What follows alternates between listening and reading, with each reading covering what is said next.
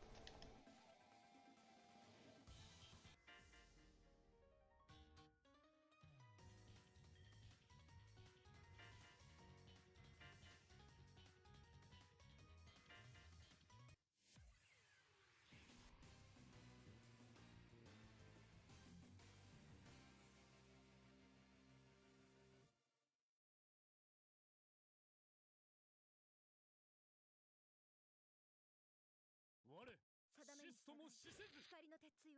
ファーストクローズリバイド。交代発射。さあいない。なかなか止め。寿司カブト割り発射。カブト割りやるな。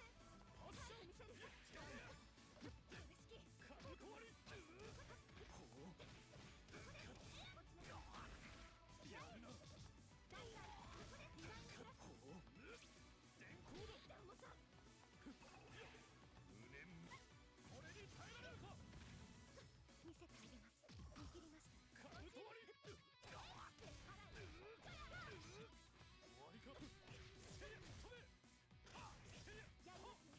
耐えてみせる。カブト割りやるな。電光だ。寿司きます。カブト割りナム8番そうだ。終わりか。止め。そんなものか。足りない。このれハゲとわり。見切りました。チェンジ。立ちなさい。セカンドクローズリバイド。電光だ。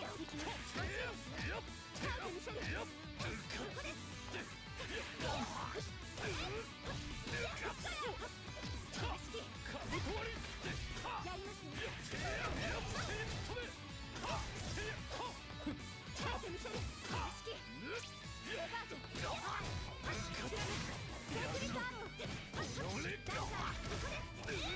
ー。ここです。ダイサー。セーフリターロー。ダイサー。ここです。セーフリター。振り切れます。入れ替わりなさい。ルミナスエンドレス。機種を。ここです。ブレイクダウン。この戦いに意味はあったのでしょうか。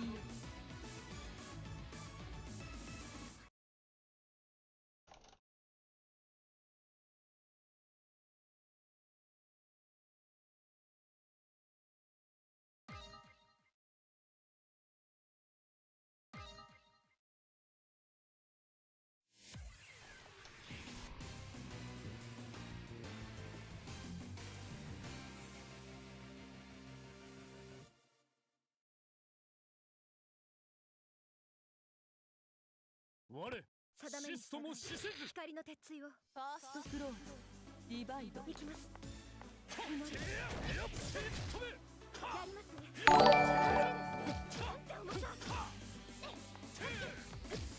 やるな。やはりナム8番。やるな。バカな。油断しました。電光だ。電光だ。カブト割りこれはやはりな。な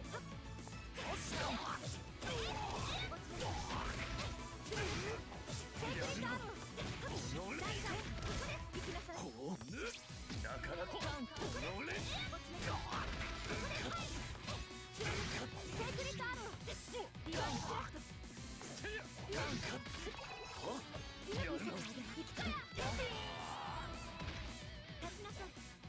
カンドクローズリバイド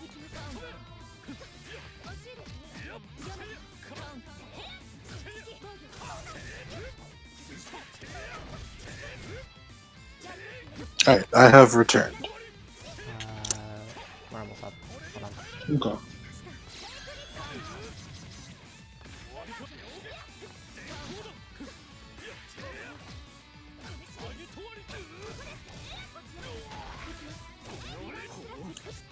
Take my blade of resentment.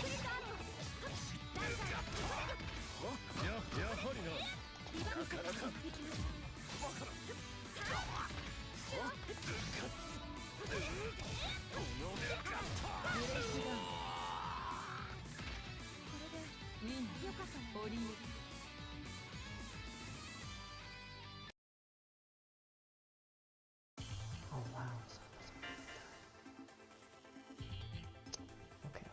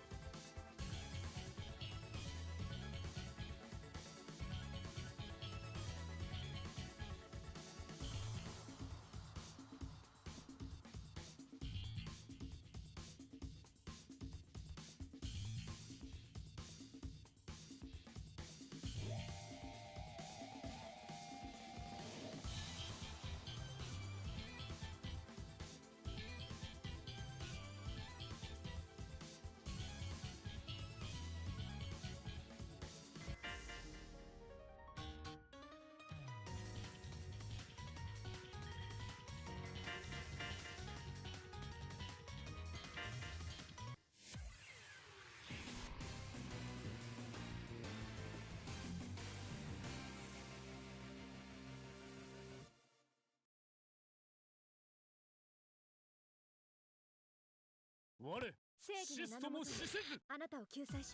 close divide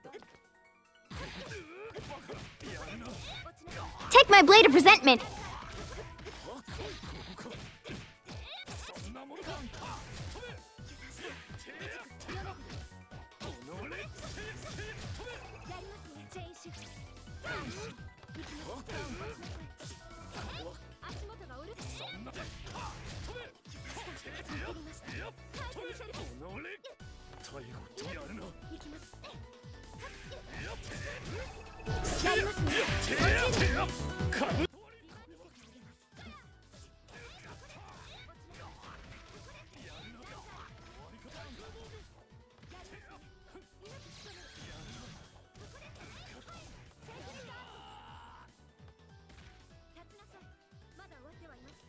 Second close divide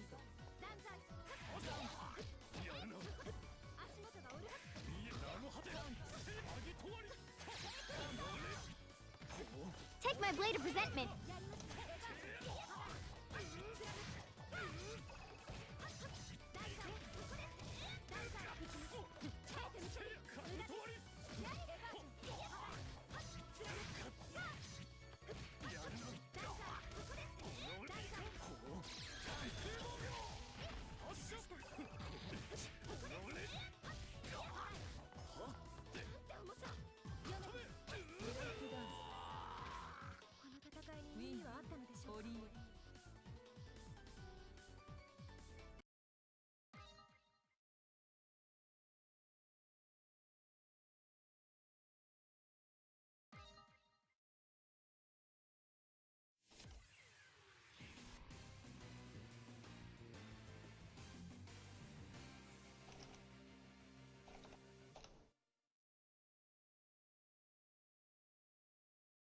願わくば我にあなた至には犠難八牲にな苦をってもらいま与えたまえ。す。ファーストクローズディバイド。行きます。ここか。見えた。バカな。油断しました。終わりか。電光だ。エバージョン。見えた。そんなものか。落ちなさい。いかん。俺。やりますよ。無駄です。株式。落ちなさい。やるな。セーフリーターロー。ダンサー、ここです。やるな。ダンサー。やるな。立ちなさい。まだ終わって。セカンドクローズディバイド。アギトワリ。や。向こうに切ります。せや。俺。落ちなさい。やるな。ダンサー、ここです。ダンサー、行きます。耐えてみせる。落ちなさい。オグリープ。終わりか。耐えて無駄です。ここです。落ちなさい。発射。推進。エヴァンス。スタチェンシ。セーフリーターロー。やるな。落ちなブレさい。イクダウン。これでウィナよかったのに。ーオリエ。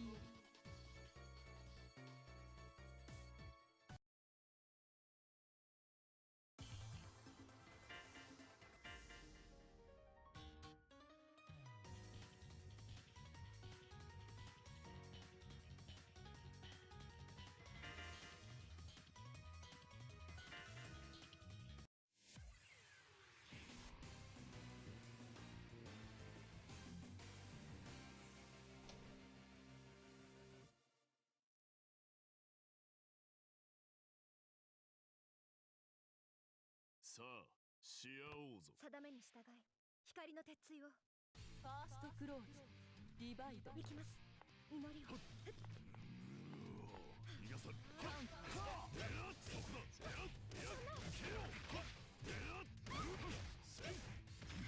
見た重さ。握ります。見た重さ。ここです。落ちなさい。行きます。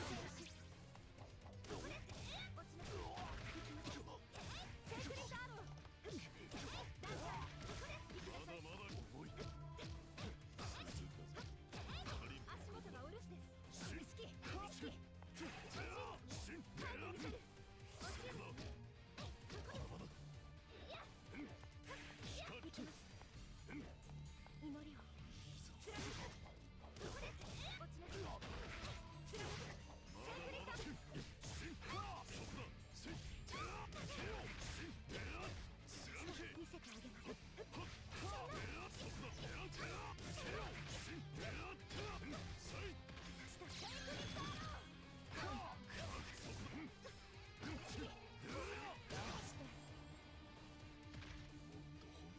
セカンドクローズディバイド。ここです。はい。セーフリーターロー。ダンサー、ここです。ディバインスラッシュ軸。重さ。耐えてみせる。重さ。株式。株式。やるな。支柱を。貫見せてあげます。ここです。オグリープ。まだまだ重い。やります。見せ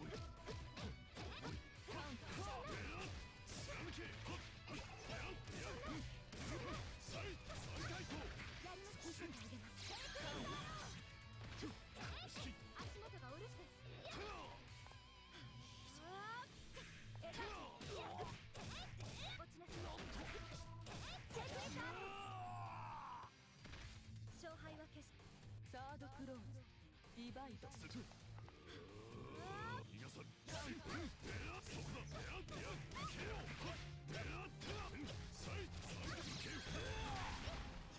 落ちる。レールオフ。行きます。見えた。リバ見せてあげます。形成舞い上がる。これほどか。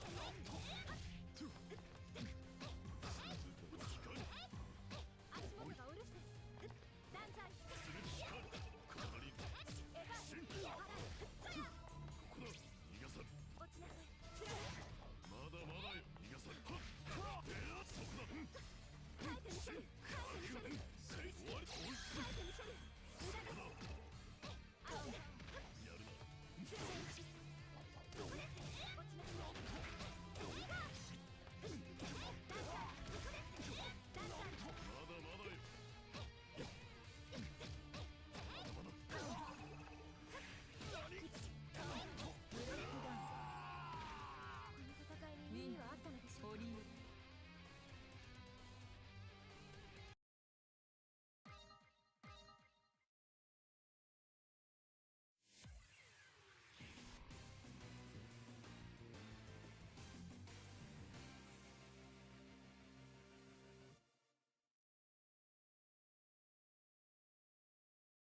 時は満ちた。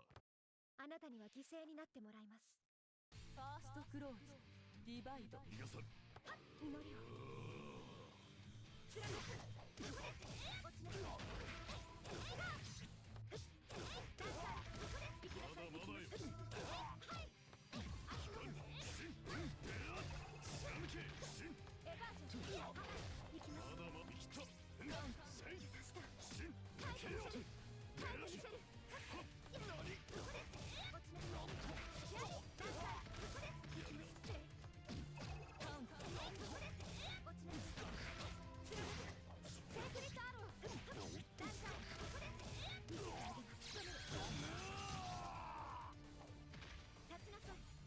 セカンドクローズディバイド逃がさん。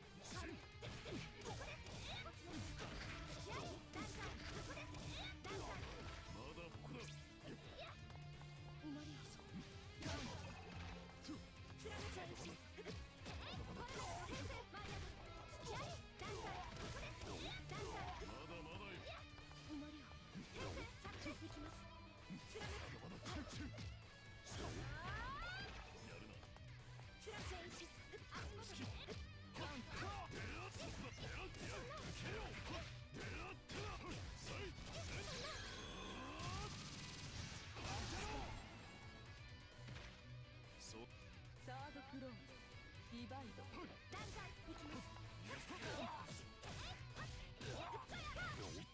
だまだよ。まだまだよ。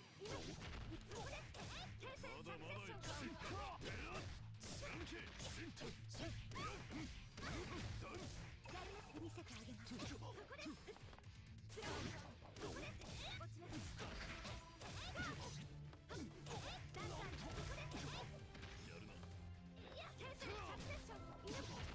そこです。まだまだよ。ずるい。ブレイクダウンこの戦いに意味はあったのでしょうか。堀江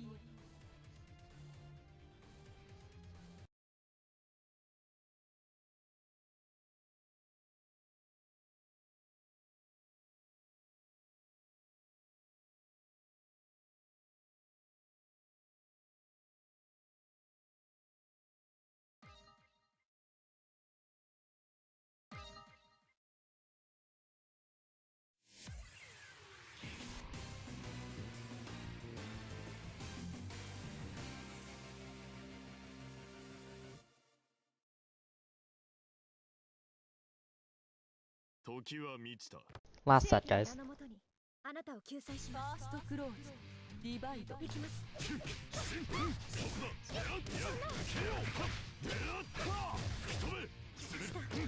無料なし。耐えてみせる。これしき。もさ、エヴァージョン。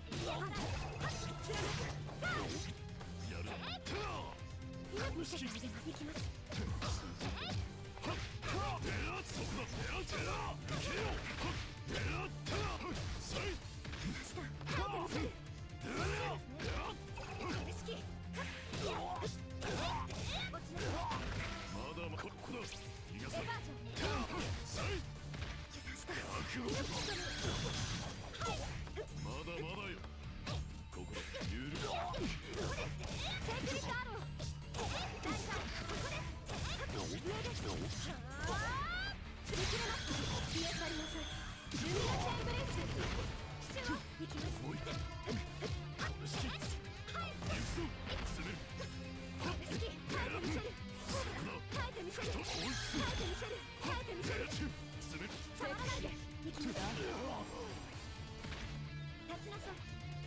セカンドクローズディバイド落ちなさい。祈りを。リバイスラスト。耐えてみせる。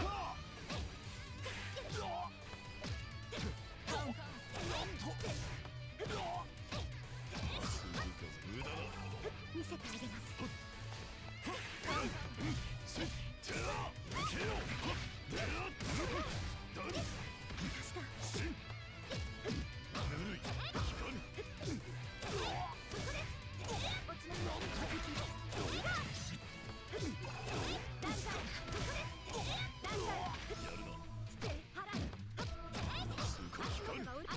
許すやばい貫くダンカンここですダンカンそこだ遅いここからこちらへシフト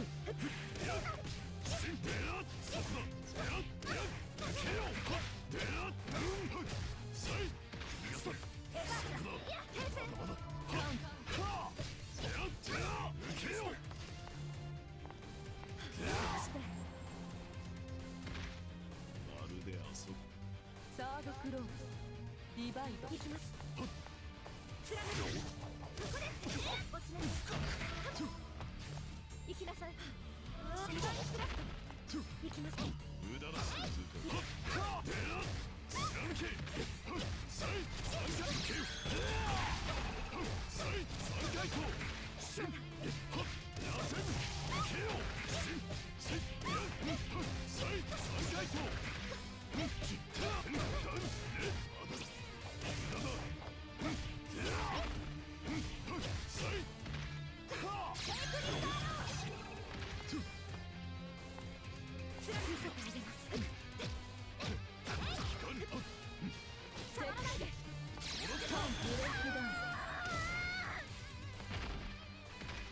拳に力が満ちる感謝するウィナー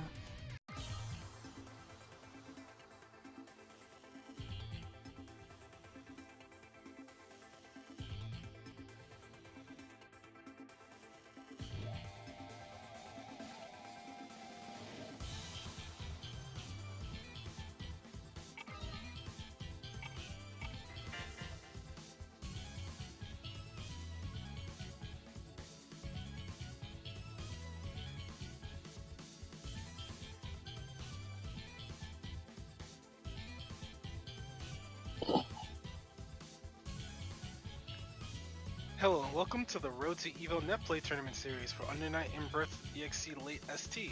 I am Fox, I'm joined by... Sugoi Jushichi, it's nice to see everyone tonight. Yeah, what's going on everyone? Do you know how many people we have for this tournament so far? 15, that's a good number. Yeah, alright, so we don't have like a whole bracket laid out, well, that I can see yet, but there's a couple of entrants that are interesting. One of Yeah. like a few of them being Masamune Ninja, Shinso Beam, Dual Seeker, and NYCC Brandon. Yeah. To me, anyway. I know we had seen Rion, who is a little bit of a maybe infamous player within the scene. Very strong though. My bet is that he's Unist player on this bracket here. Maybe he's RX, who knows? But One of those two. Yeah. Mikoto, I had seen too. If my memory serves correctly, he's like an East Coast, maybe Canadian, Eltnum or Aurier. He or she, I don't know their actual gender, but I know I played that person online before. I saw Akuma Matata was godlike name, by the way. Akuma Matata was sitting in the room until it was closed and soon to be reopened for the tournament. Right. So right now, I'm not entirely sure if there are prizes for this tournament, or they're like points you build up so you can get, maybe a chance to go to. Mm. Oh, okay.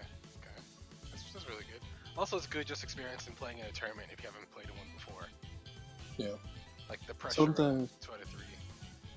Mm-hmm. And I think having a consistent kind of like tournament play like setting eating up, because I mean some people might have locals, some people might not have locals, so any sort of experience that you can get I think is really useful.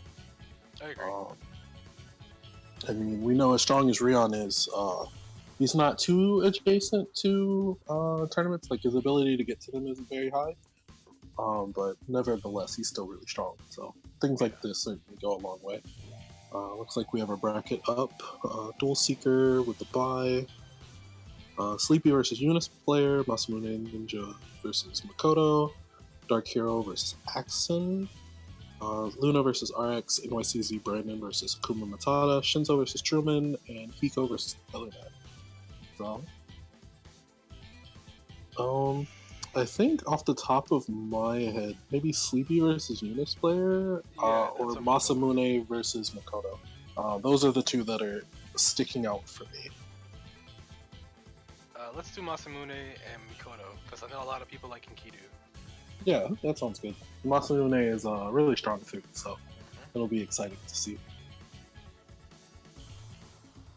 So I'm pretty sure with tournament standard organization, we're gonna run like one match on stream, almost everything else will be run off stream, and then we'll pick what's going on as the tournament progresses.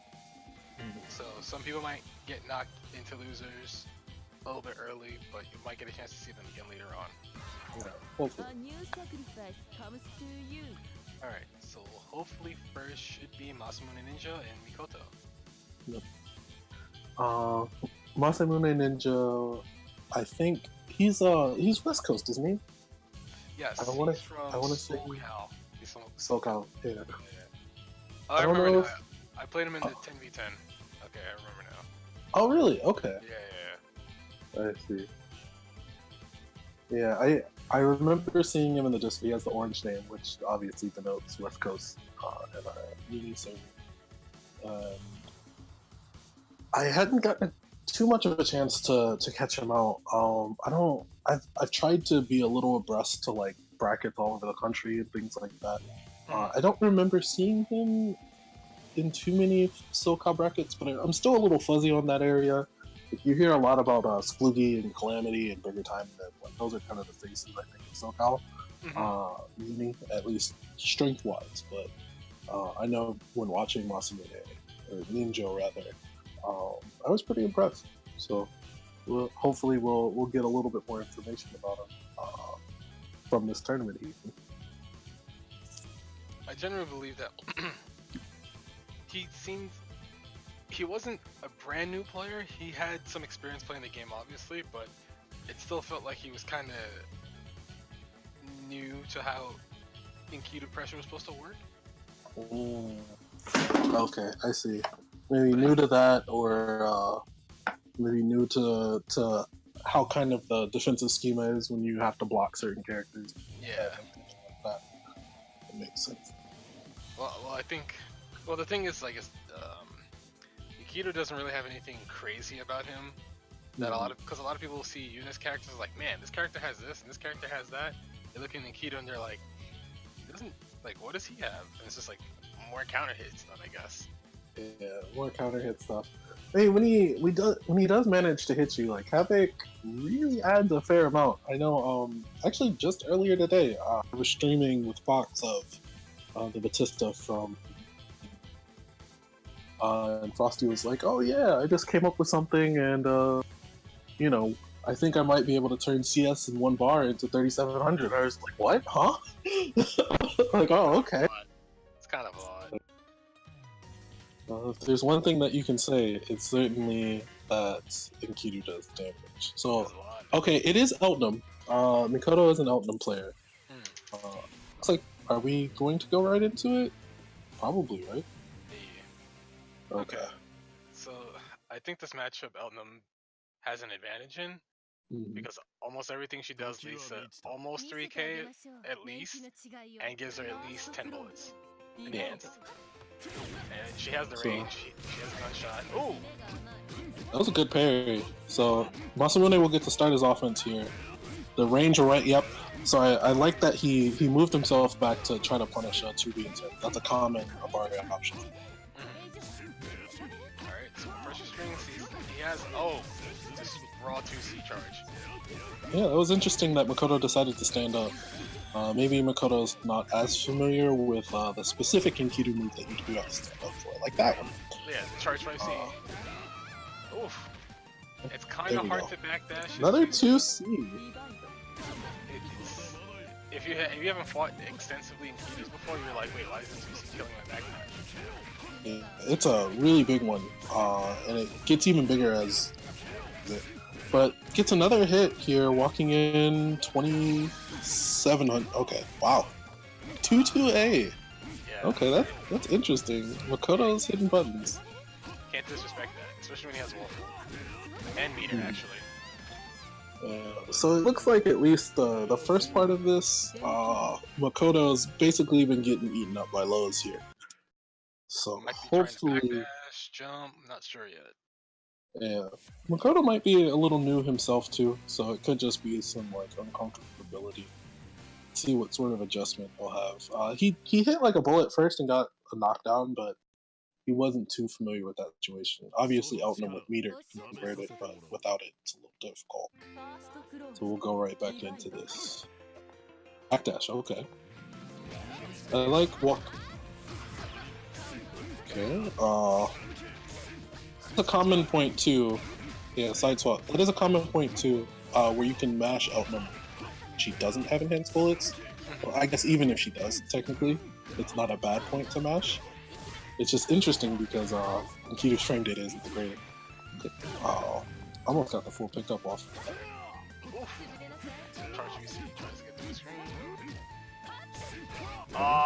Another whiff punish. Yeah. So you are supposed to hit B normals from what I heard from Sai. Like against Enkidu, it's better to, if you're going to mash with the B normal than an A normal. But he's tailor making his pressure basically to bring that out of him. So we'll see if any adjustment can be made. Gunshot into EX. Okay. Went and stabilized it. Oh. Okay, still hits from the back with the JC. Side switch? No, doesn't look like we're gonna do it. But still has a lot of bullets. Nice, walked right in with the 5A. Oh, late throw time. Okay. Yeah, there's that 2v2 cheat. Yeah. So this should be round. Oh, fine. Oops. Now it's Masamune's turn to get in. Jump C. Smash. Oh no. Yep, got him again. Okay. So this is a dangerous situation now. Oh my goodness. That was actually supposed to be definitely confirmed, but not ready for it. Yeah. Hemorrhaging grid here. So the cycle won't turn in time. Gunshot. But Makoto will die if he's hit. Okay, CS. Alright, yeah. Hold it down. Oh no. And play the animation on him. Okay, so that will be a relatively quick 2-0 for Masamune Ninja. There we go, breakdown 3100. Yeah, again, it seems like the key point is maybe Makoto's not too familiar with the structuring of Kido pressure. Hopefully, he can review this set. We're gonna find out a couple things. That was relatively fast. Yeah, I mean, a lot of people say Uni is a long game, but Uni is a long game if the players make it like that, honestly. Sure. Because usually a lot of characters have the ability to just blow you up in 2 combos and a throw. Mm-hmm. So you have to be careful with what buttons you're pressing, and if you get counter hit by something big, like, I don't know, let's say Hyde 6B, Batista 2C, Akatsuki 6C, like that does almost half your life. Yeah, you're going to explode off of a good starter. Mm-hmm. And as players have gotten a lot better about meter optimizations, it's like crazy. Okay. He did not get 10 throws. Okay. Yeah, because I remember Makoto wasn't throwing that much. Yeah, it's just one. There you go. There it is. Yeah. He had one that was delay teched. I think in round 3, game 2. And then Masamune made use of the few throws that he got. They had about the same amount of Vorpal wins, it looks like. CS was used a little bit more in Makoto's favor, but obviously wasn't able to really make too much of it. It seemed like even though Masamune was slightly behind on everything, grid breaks actually is a big point here. Where Makoto was grid broken quite a few times. Mm-hmm. It pretty much led to either Makoto losing the round or being in a very unfavorable position. Mm-hmm. I mean, it ended up losing him the round anyway, since he unfortunately wasn't able to take a round this time. It goes to show you how much of a setback getting grid broken. Like it's awful. You really just have to hold everything. Assaults and like all of these crazy things. Like you have no ability to kind of shield your way out.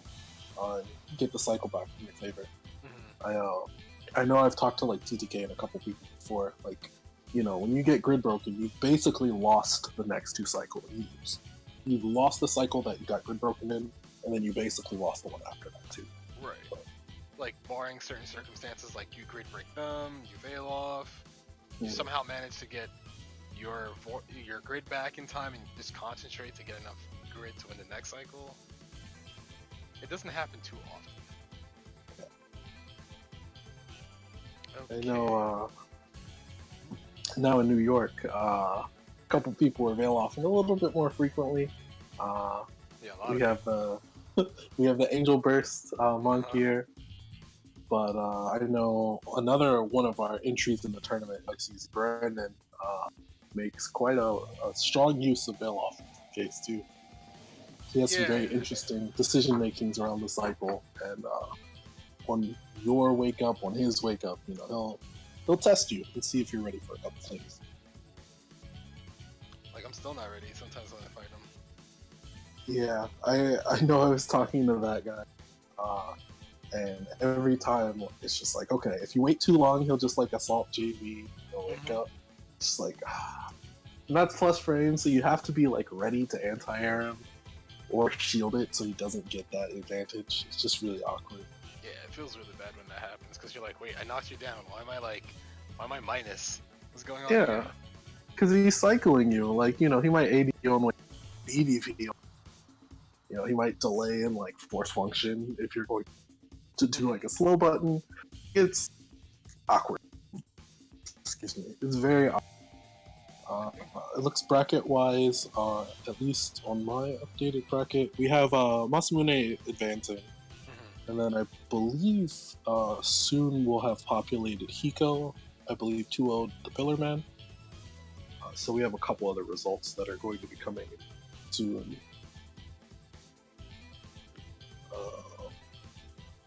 Yep, still waiting on some of the other results to come through.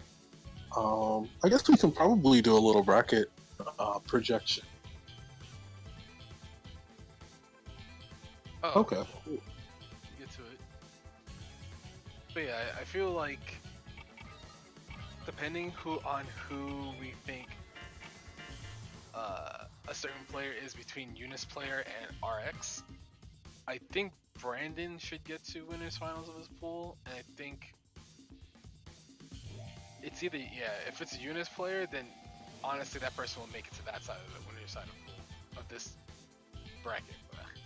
Yeah, it'll be interesting because otherwise Dual Seeker I think is the safe bet there.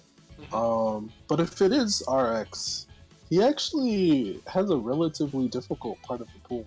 I was watching Luna play in casuals, like the casual room before this, and he looked like he had a lot of control over Aurier.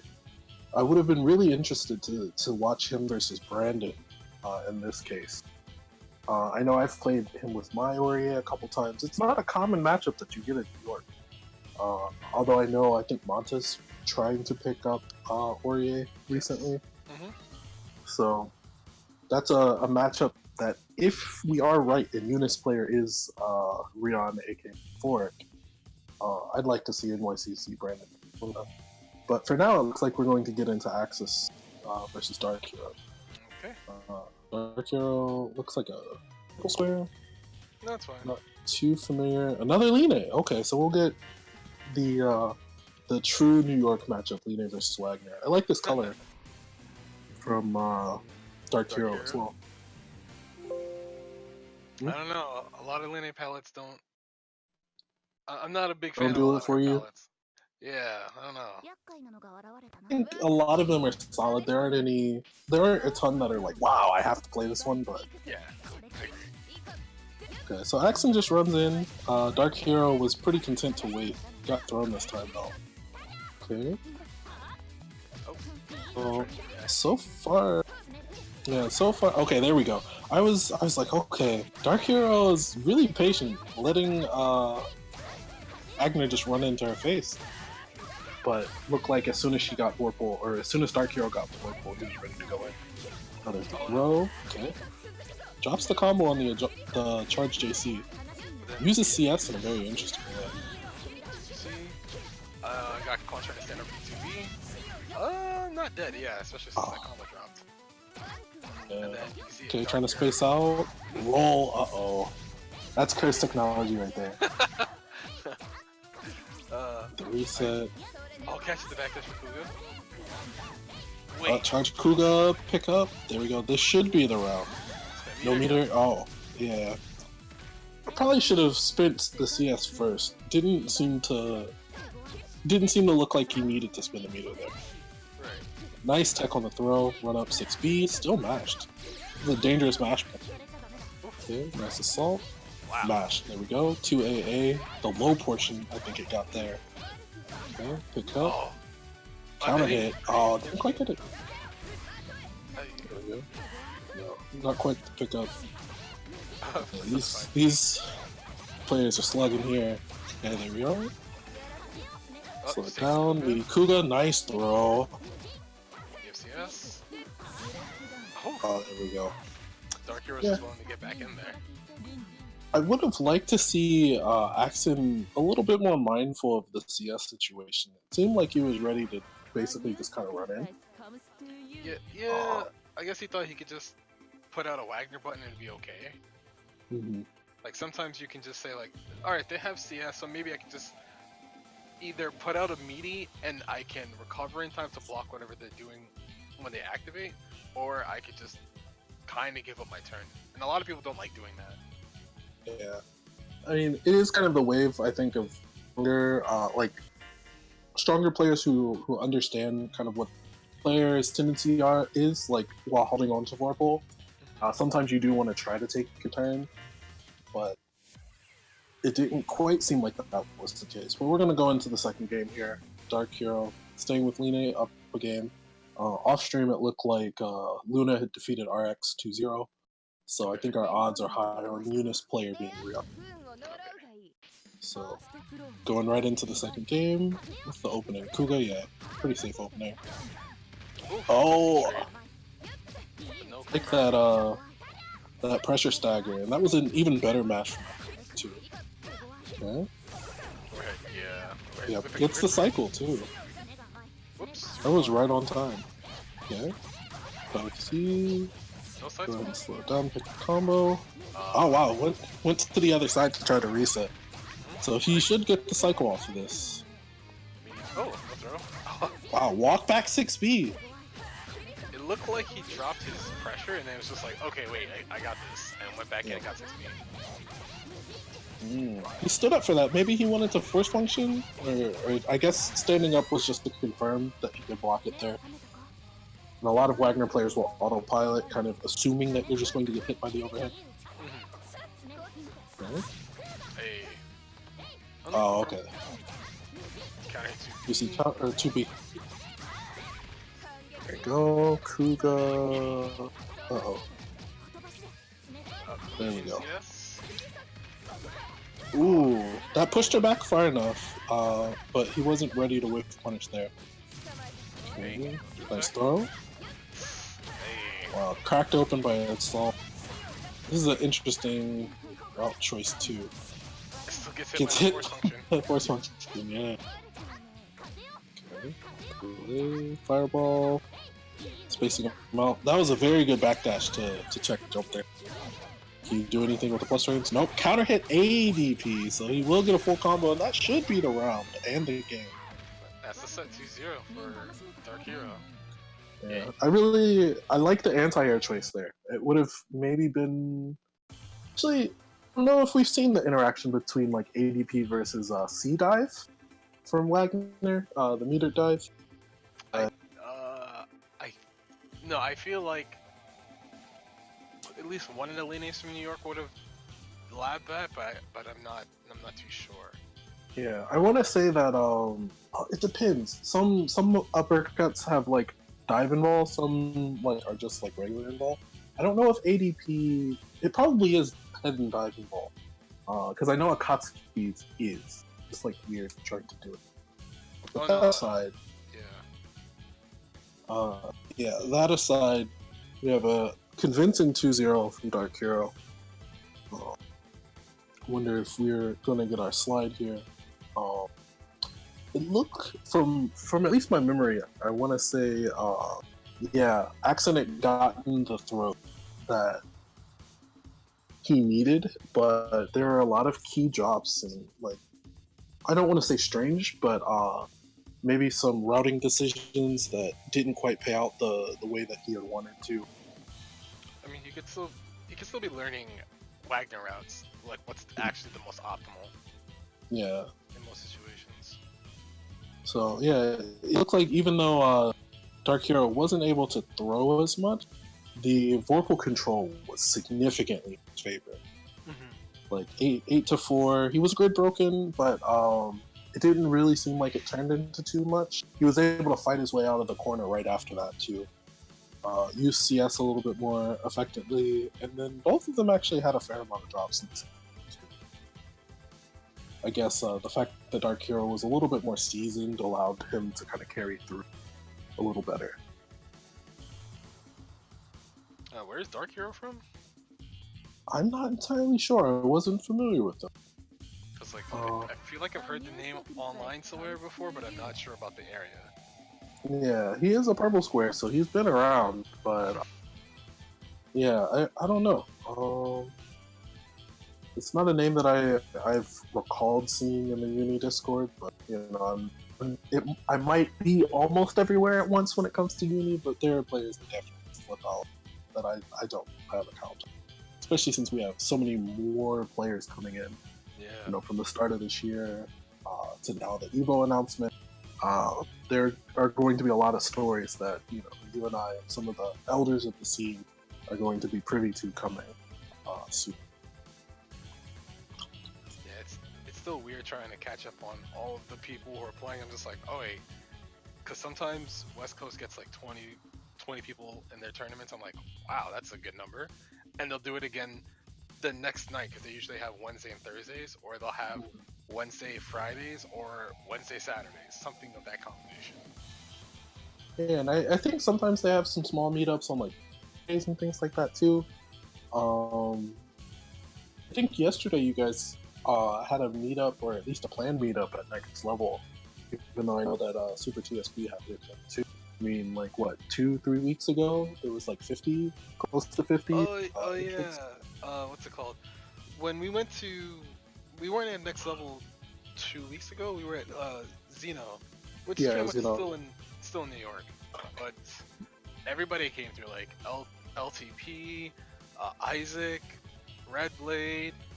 Yeah, Red Blade ended up winning that tournament, I believe, right? Yeah. He did. LTP, Foxov was there. Yes. Want to say some of like MDVA came through. Pretty sure he did. I know Vic Viper was there. Yeah, Connecticut came through. It was a pretty interesting meetup to watch. You know, I was able to watch the tournament. There were so many events that happened to. I know Dave came through. He ended up not playing Uni this time, but I think he got second, maybe in Million Arthur. He either won or got second in Million Arthur, from what I remember. I believe he won that. I'm pretty sure. Yeah. Oh, you're just trying to put that stuff together?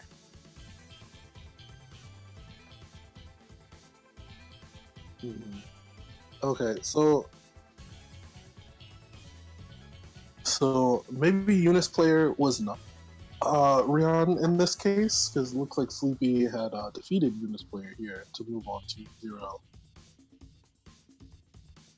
Oh, he was DQ.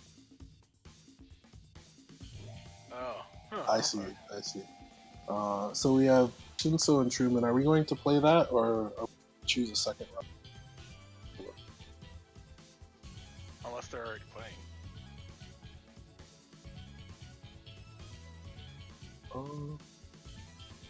Oh. Okay, that's undergone. Okay, yeah, let's go ahead and go with Dual Seeker and Sleepy. I know I had seen the name Sleepy before. I'm not entirely sure what character that they play. With Dual Seeker, we'll naturally see Elton, though. He's one of the best Eltons in the US. Very strong placement at He wasn't at Climax. He was at CEO Taku. He actually knocked me out of the tournament to get 17th, and then went on to beat JJ. He was a game away from top 8. I believe he lost 2-1 to Trill. So he had I remember that match. quite a run. Yeah. It was a good match. Very good. Dual Seeker, a very talented player. A new sacrifice comes to you. I was kind of surprised because like by the time Climax at Night came around, I was just like, wait, there's still more people I don't know about. Yeah, Everybody's really strong. it is crazy. It is absolutely crazy. I know, like KFL drowned there. He was in my pool. He was like, I think Fino, I, or Shinzo were basically supposed to go and see him, and then he had lost to. Oh geez, I feel so bad for forgetting his name. He's a Seth player from Georgia. He plays on PSN like all the time. He's one of the main like PSN Seths. I know you're talking about. I forgot his name too.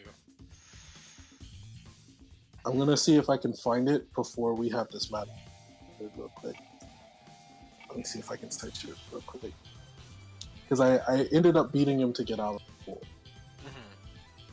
And then Atticus I know beat KFL. And then I think lost to Brandon later in pool. Yeah, but so far it looks like we do have Dual Seeker join the room. So Sleepy. Dual Seeker and Sleepy. So it should be. Yes, the Elton, there's the phone on. Alright, so I believe this matchup is slightly phone on favor, but nothing like wild. Nothing crazy, yeah. It's just that. Okay, yeah, Sleepy is a phone on. Did they enter offline tournaments? Yeah, I believe Sleepy's been at 1 or 2 offline things before as well. Okay, so we're going right into it. A slight delay in the action. I was surprised that nobody decided to make a move first. But the first major hit looks like it goes to Dual Seeker.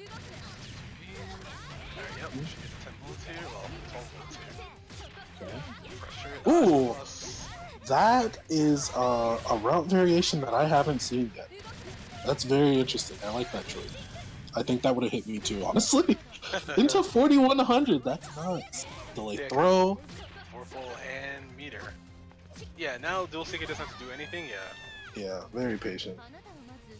Because once you get a life lead and you're you have enhanced bullets, you just need to sit back and punish anything they do. Or even trade and it's still in your favor. So it's really nice. But now we're back to neutral Sleepy. Oh no, that counter hit 2B. Yeah, I really like that the kind of pensive movement from Dual Seeker like pushed him to the corner. Then we have another very plus setup. Slow it down. Oh my goodness, shot it again. Nope, you don't get to match here. Killed by the same thing. You gonna build the 100? Oh yeah, absolutely. This should be the round here. That's clean. Damn. Yeah. Yeah. Like I think Sleepy actually just got 3 touched by Dual Seeker here. Yeah, I think it was like, I'm pretty sure it was like throw. It was like throw 2B starter and then like another 2B starter with Vorpal, and it just did a lot of damage. Yeah, because the first the throw was a grid break counter hit throw too, or not grid break counter hit, but a grid break throw, which I believe increases the damage by a little bit. So Sleepy's going to have to be a little bit more cognizant of his 1AD habits, and you know I can talk about that because Dual Seeker killed me for that at Taku. But so 4B to start the offense, get shot out of the air. I wonder, does Alchem actually have a meterless combo for that? The air hit. Yeah, it depends on the distance. Okay. Yeah, it would make sense if it did. Okay. Alright. Hey. Go. Plus. Nice. Good Okay. way. Gotta establish a threat. Dual Seeker will sit and wait for you. You have to do something, Sleepy. Overhead. Okay, so this is probably the round here. Yep, especially because Dual Seeker has too much meter. Oh, that's right. The bullet count was relatively low. But he got the rising JA into the dive kick. And started stealing that from Dual Seeker after Taku as well. Yeah, didn't quite get the pickup off of that. That was a good round start. But unfortunately it didn't turn into it. There we are. More. back. Hey, good Sizing them up. should do a grip of damage. 6B again. Okay. All enhanced bullets this time. Oh, okay, that was interesting. Oh, Okay. immediately takes Nice effect. mash. Not sure how much. Oh, drop the combo. Yeah. I don't think that was probably going to kill there either. Counter hit 2B will go ahead and take the set here. So that's a fast 2-0 from Duel Seeker over Sleepy. One of the things that I really liked about watching that from Duel Seeker was he was always positioning himself at a spot where it's like, you have to make a threat tangible here. Like, he had the option of gunshot, he had the option of like, walk back or like run into B. He was really spacing Phonon out to dare Sleepy like do something. Right. And you know, that specific hit, I think the string was like I want to say 5A, 5B, sizing up for the 2-2A gunshot, which kind of obliterated Sleepy twice over there. That was a really good setup. I was like, oh, okay. That was a new one for me. Yeah. We'll file that away. I think a lot of people are now realizing that, hey, Elblem can just do enhanced. Like, if the enhanced bullet counter hits you and she's at a certain range, she kind of just gets minimum 3k damage off of whatever. So you need to be careful because especially if it's off 2-2A, the counter hit state on that is insane. You never want to get hit by that.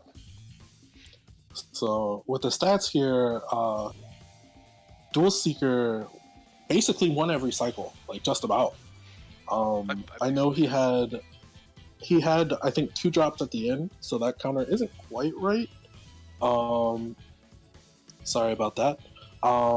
But yeah, he won the cycle basically every time. You know, Sleepy had gotten grid broken twice. Basically, one in the first game that led into 3-touch in that game, and then one in the second, which led into the 3-touch in that game too. CS use about the same, but no throws.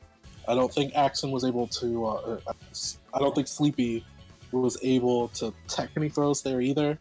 So really, at this point, Duel Seeker very firmly have control of the set.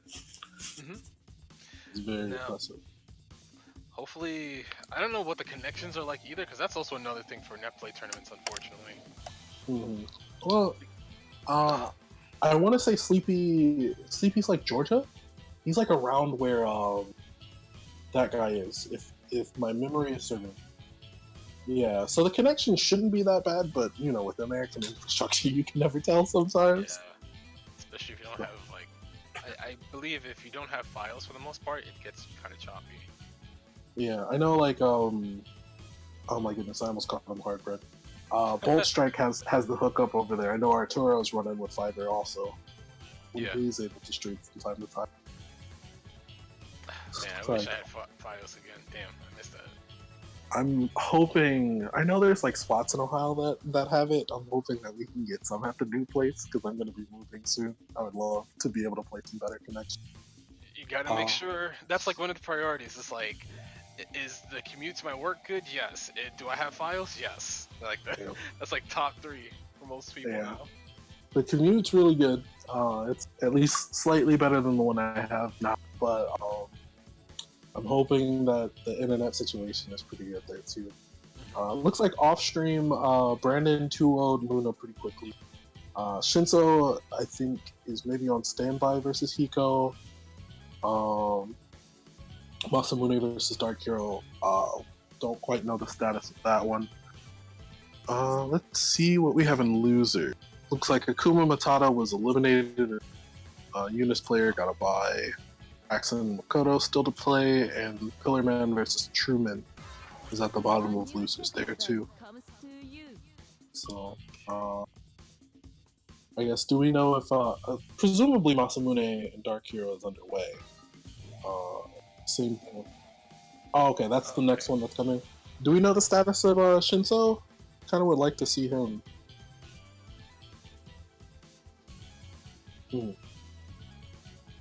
Next lined up match here is Dark Hero versus Masamune. Is that correct?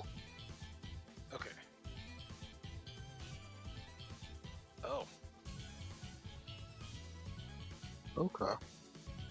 Hopefully we can have Brandon, the winner of that, on standby. We haven't seen too much from that side of the bracket yet.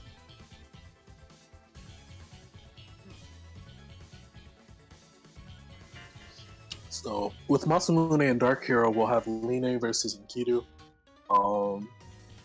That matchup is admittedly not one that I've seen very much. I know like Tomahawk is there in New York with the rest of the Lines, but usually those are played off stream, it looks like. Yeah. So I don't get to see that one too much. Maybe you have some insight on it that I don't. Way back when Takashu used to be in New York for like a month and a half, something like that. Mm-hmm. I remember watching him play 面倒なのと出くわしたな EJ, JG, and Brandon whenever they play casuals or in tournament. It looked like the matchup is still for Enkidu. He still has to dash block his way into something, but once he get into the range where Lina wants to do Kuga, like quote, I call it perfect Kuga range. Mm-hmm. When you get there, you just do 4C and you kind of blow up the Kuga and hit her at the same time. Oh, that's really useful then. Masamune got the first hit. Oh, that high save. Okay, CS. I know he can do like a falling like I think it's JB or like JA off of that. It's a pretty diabolical setup itself. But Dark Hero has CS in this case. Okay, walk up 5A. Tried to walk back to punish that. Delay, okay. I like that delay, but it didn't kind of materialize into anything. Nice assault here. CS 2B, yeah. Yep. Oh no, drop Rekka. Pressure. Yep, 2C. Oh, no. I would have liked to see Dark Hero shield 2-2C. Yeah. Because it's +3 on its own. You want to make sure that it's even on block. Right. There's a lot of moves that hit multiple times where you can just get free grid. Ooh, just a throw, dash 2B. Alright, see ya. Oh no, 2C. Oof, more pressure from Got pushed out. He's running out the clock. Doesn't have the time, yeah. Dark Hero, I think, maybe understood that they didn't have the opportunity to take that route. Nice Kuga. Nice parry, even nicer parry. Ran up to the corner. PP into EX Kuga, grounded. Oh, counter hit throw. Nice. Wake up 5A. Kidu's 5A, 6 frames. It's a good option. Very good option. I mean, he actually Okay. needs that. I think it's a really good addition to his kit. Oh, no, Rekka after the 5C. Hey, roll mix up. Yeah. BD. Oh, he had a late guard shield. He could have thrown that. So I think we kind of have the MO from Dark Hero too. It looks like he's definitely willing to size up, like kind of space out opponents. Oh, that's not good. Getting hit by the Rekka follow-up. What was he hitting? He might have thought that That's the Rekka interesting. was ending, like Masamune couldn't. Like Masamune ran out of the delay window, but Masamune was like, "No, I got this. Like I know what." Yeah, it looked like he just got hit. I didn't see the Havoc marker. Maybe I missed. He just let go and got hit. He might have been trying to run in. Sun wasn't there for him to auto guard. Maybe. 面倒なのと出くわしたな But 2 rounds straight for Masamune. They were pretty contested rounds, but we'll see what we can get out of this. Opening with Rekka, that's interesting. Maybe trying to catch a button or start a Rekka. There we go. I like that rebeat combo. 3K, Line does no damage out of 10. Nice throw. Delay throw. And then wake So up this is a 5A. good start, but wake up hey, 6 frames. Nothing bad with that. Delays. Nice run in. Yeah. Gotta start your offense. There's not too much that Enkidu could do without the shield there. Okay. Trying to counter. Oh no. I'd like to see Lane with some running lows, okay? Uh-oh. Masamune also has chain shift available. Overhead blocked. Yes. Wow, really? Yeah. That was a surprising DP choice. Pretty plus off of that. There we go. No shield there. CS. The Masamune now just kind of sizing him up. Doesn't have to make too much of a decision, but gets hit by the dash B. I think that looks like dash C, maybe. hit. No pickup though. Oh, 2C. There we go. There's the running lows that I was talking about. Okay. 100. Oh, trying to counter focus. Walked back, but didn't get the punish there. Oh no, he's hit by CS. Rekka. Oh no. That would have been a really good. That's a good starter. There we go. Okay.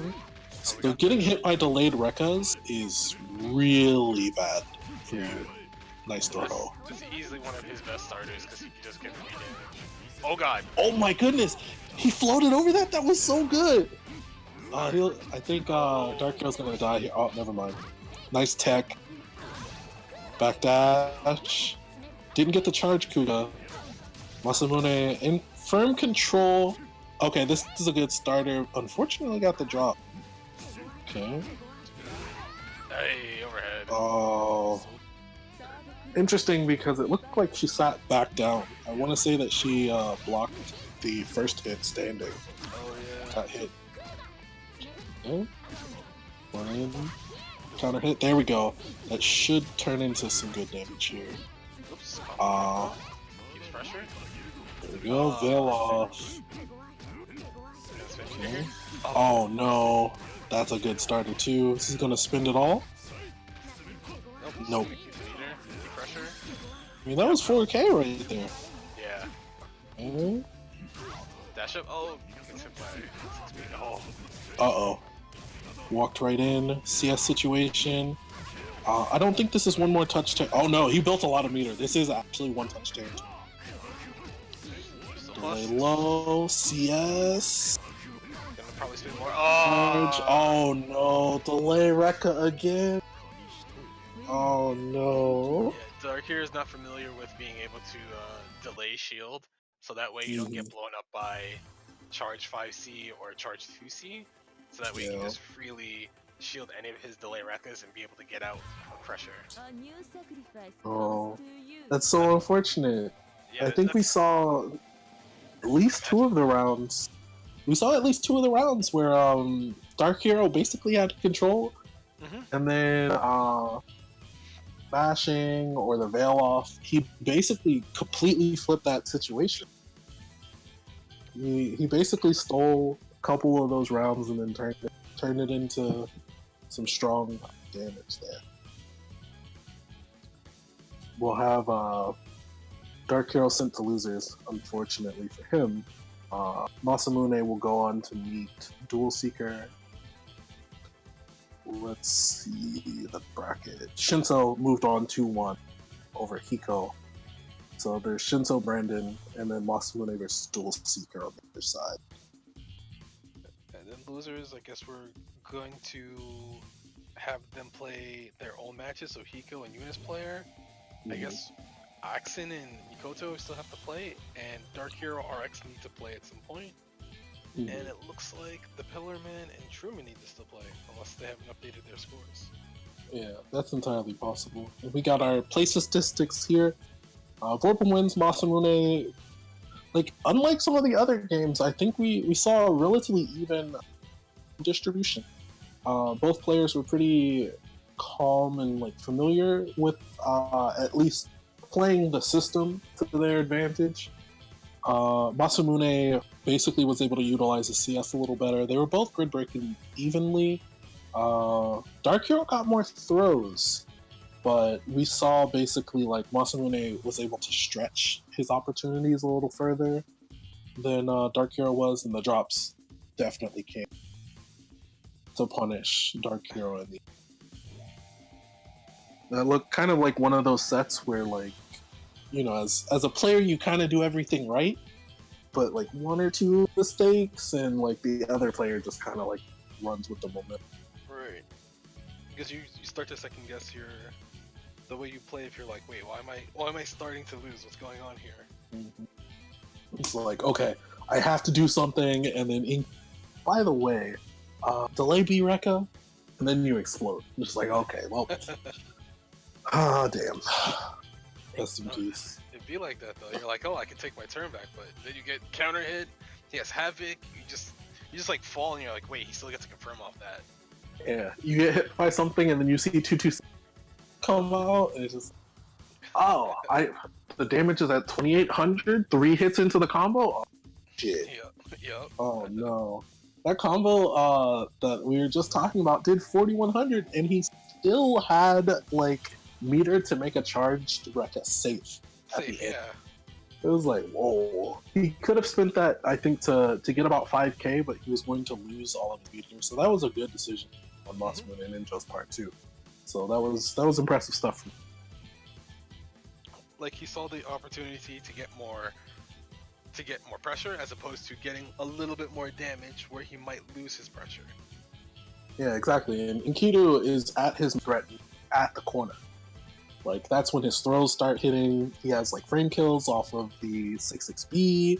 You know, he has like 6-6B into delay dive kick, and if he has, you know, fail off state, or if he has 100 meter, he can make that safe. You know, there are a bunch of different things that you now have to pay attention to. I know like Rakir's like the main one. Rakir and Kamine like the meaty 5A like whiff into safe jump. Like you can do the JC safe jump and things like that too. Like there are a lot more options for Enkidu to kind of play the game. Like once he's acquired the corner. And of course, as we talked about, you know, getting hit by Enkidu fucking hurts. You definitely don't want to get hit. Ugh. You have those up kick loops and you just watch your character's life bar drain. Bad feeling. Yeah. Like his damage output is actually substantially higher than most of the cast off of stray hits. Yeah, the up kick loop really does wonders for damage, I'd say. But I also believe that's character specific. Like that doesn't work on some characters, I think, or it's harder on some characters. Something like that. I might have heard that. I can't say that I'm, you know, an erudite of Enkidu routing. Just kind of see, I look at it and I watch the damage go up and I'm like, damn. But I know I saw him tweet it out, so I wouldn't be surprised if Frosty is in the chat. If you have any questions about his routing or any sort of optimizations could be made, Frosty is probably one of the main pioneers in the West for pushing as much as he can out of Enkidu. I know I like to tell the story a little bit. We were in a group chat, a group call before, I think, watching the New York event. And we were talking about Seth. That guy and I were like, man, you know, Seth's out here diving and stuff and blah, blah, blah. And Frosty was like, oh yeah, bro, I got like 3 different OSs for if he wants to up back or whatever. And, you know, that guy and I were like, damn, really? You got like 4 different OSs to blow up Seth for doing this thing? Ugh. I need to see that. I think Right, show me. hard, yeah. Like, Yeah. how does Enkidu fight Seth? That's what I want to know. Cause,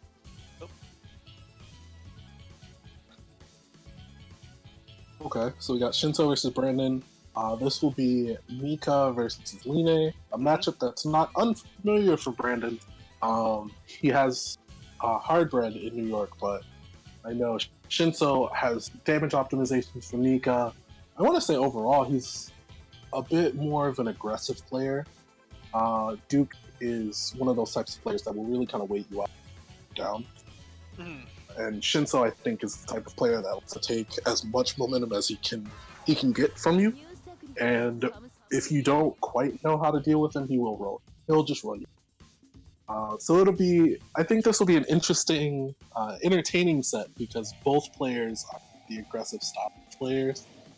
Brandon likes, I don't know if I would say the way he plays is to like make a statement. It doesn't really feel like it. It's just like, I'm gonna do some shit, and if it works, like I'm godlike, and if it doesn't, we have another round. You know, that kind of wonton gameplay, I think, is how I would describe it. no, that's definitely that's the way I feel when I play him or I see him play.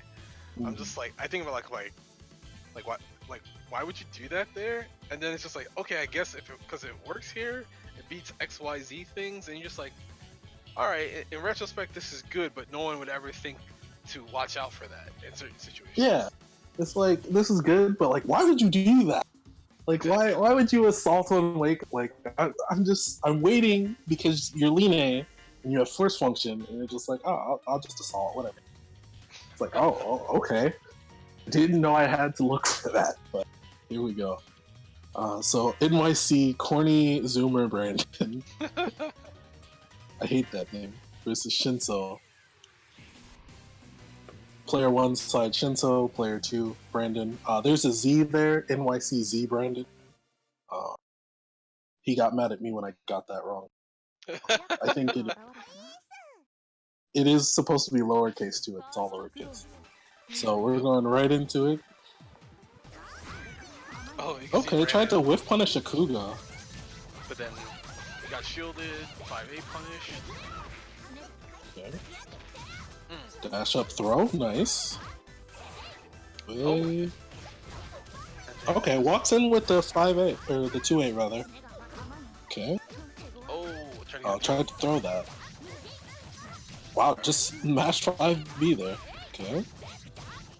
That's a lot of damage with the CS, 3400. Walks right in with the 5A. Nice. Didn't seem like he got his rebeat combo here. Oh! Here we go. Ooh. Okay, this is a route I hadn't seen before. Oh no! Throw. Very good throw. What sort of situation do we have? Another Just get pressure. to be caught the mash. 3 throws in that round. Tornado? Okay, cool. He went back because I think Line can actually just kind of force function it as it's coming down. She has a pretty universal answer to it. Nice. Threaded in that, but didn't finish it. Got thrown. Mika mashing charge 5B. I mean, It's it's a kind of curious good. one. Oh, he just went right over Mika. I'm not sure why. I Alright. think maybe he didn't delay it long enough. Oh, what a setup. Alright, attack, immediate attack. and then he did drop An the combo. immediate mash. Oh god. Okay, it looks like there's drops abound. Nice delay tech though. Tried to throw, delay veil off, walks in with the mash. This should be the round actually. Yeah. Yep, IW. Make it easy. There we go. That's a route variation that I hadn't seen either. Using the force function, the air force function to tie the IW together. So Shinso takes a relatively quick 2 games. We saw Brandon try to, I think he delayed 5BD to force the guard shield out, and then got the throw off of that. So we'll see what Brandon is going to adjust from that. Honestly, that looked like a kind of a tale of drops on both ends. And Shinso was just kind of able to take advantage of it the most. Running in with 5B. Oh no. Late tornado. He's getting hit by all the frame traps. Yeah, Brandon's mashing a lot more. Oh, And then the you other got side. Alright, not looking too hot. He might DP here. So Shinso's really just kind of take. Oh, Wow, he just another mash off the 5. spent meter. Yep, there we go. That was a lot of damage. That's 3k. Shinso basically on round here. Oh, Wow, he went for the the dive kick anti-air the 6-6C. Okay. hey, And then it got blown up this time. Oh! that was Got weird. the side switch off of that? Okay. 2500 ADP, roll. Oh! Up back shield still got blown up because there's a lot of hit stun on the Kuga. So you got air unblockable, assault. Okay. Hey. Oh! Is he gonna remove the Whirlpool from him? Is this the route style for that? Let's see. That's a lot of damage. Oh, there. Yes, you there we go. 4K! He stripped him and got the round. Very good choice in combo routing from Brandon. All of his meter's gone though, so he does have to hold this. Tried to force function that. Okay. Ooh, no punish. Yeah. Dash into 2C, punish it that. Block, good tech. Okay, slow it down. He has the Vorpal control now, so he's sizing up Mika. Oh, Nice, assault. Plus assault. Okay. wait, Oh give me a no, command. just command throw, yeah. I mean, that's good. Ooh, Brandon also lost the Vorpal cycle there. Cycle. Okay. Got it. 2B start. Okay. He will take that to concentrate and got the assault. So he should get enough time to CVO at the end of this combo. Doesn't even need it. Just went straight into IW. That was a nice run back from Brandon. He ties up the set. We're going into a contested game 3. Looks like Brandon kind of woke up a little bit. I want to say, like, hitting a good route, where you hit all of your objectives, because, like, that kind of a nuanced route.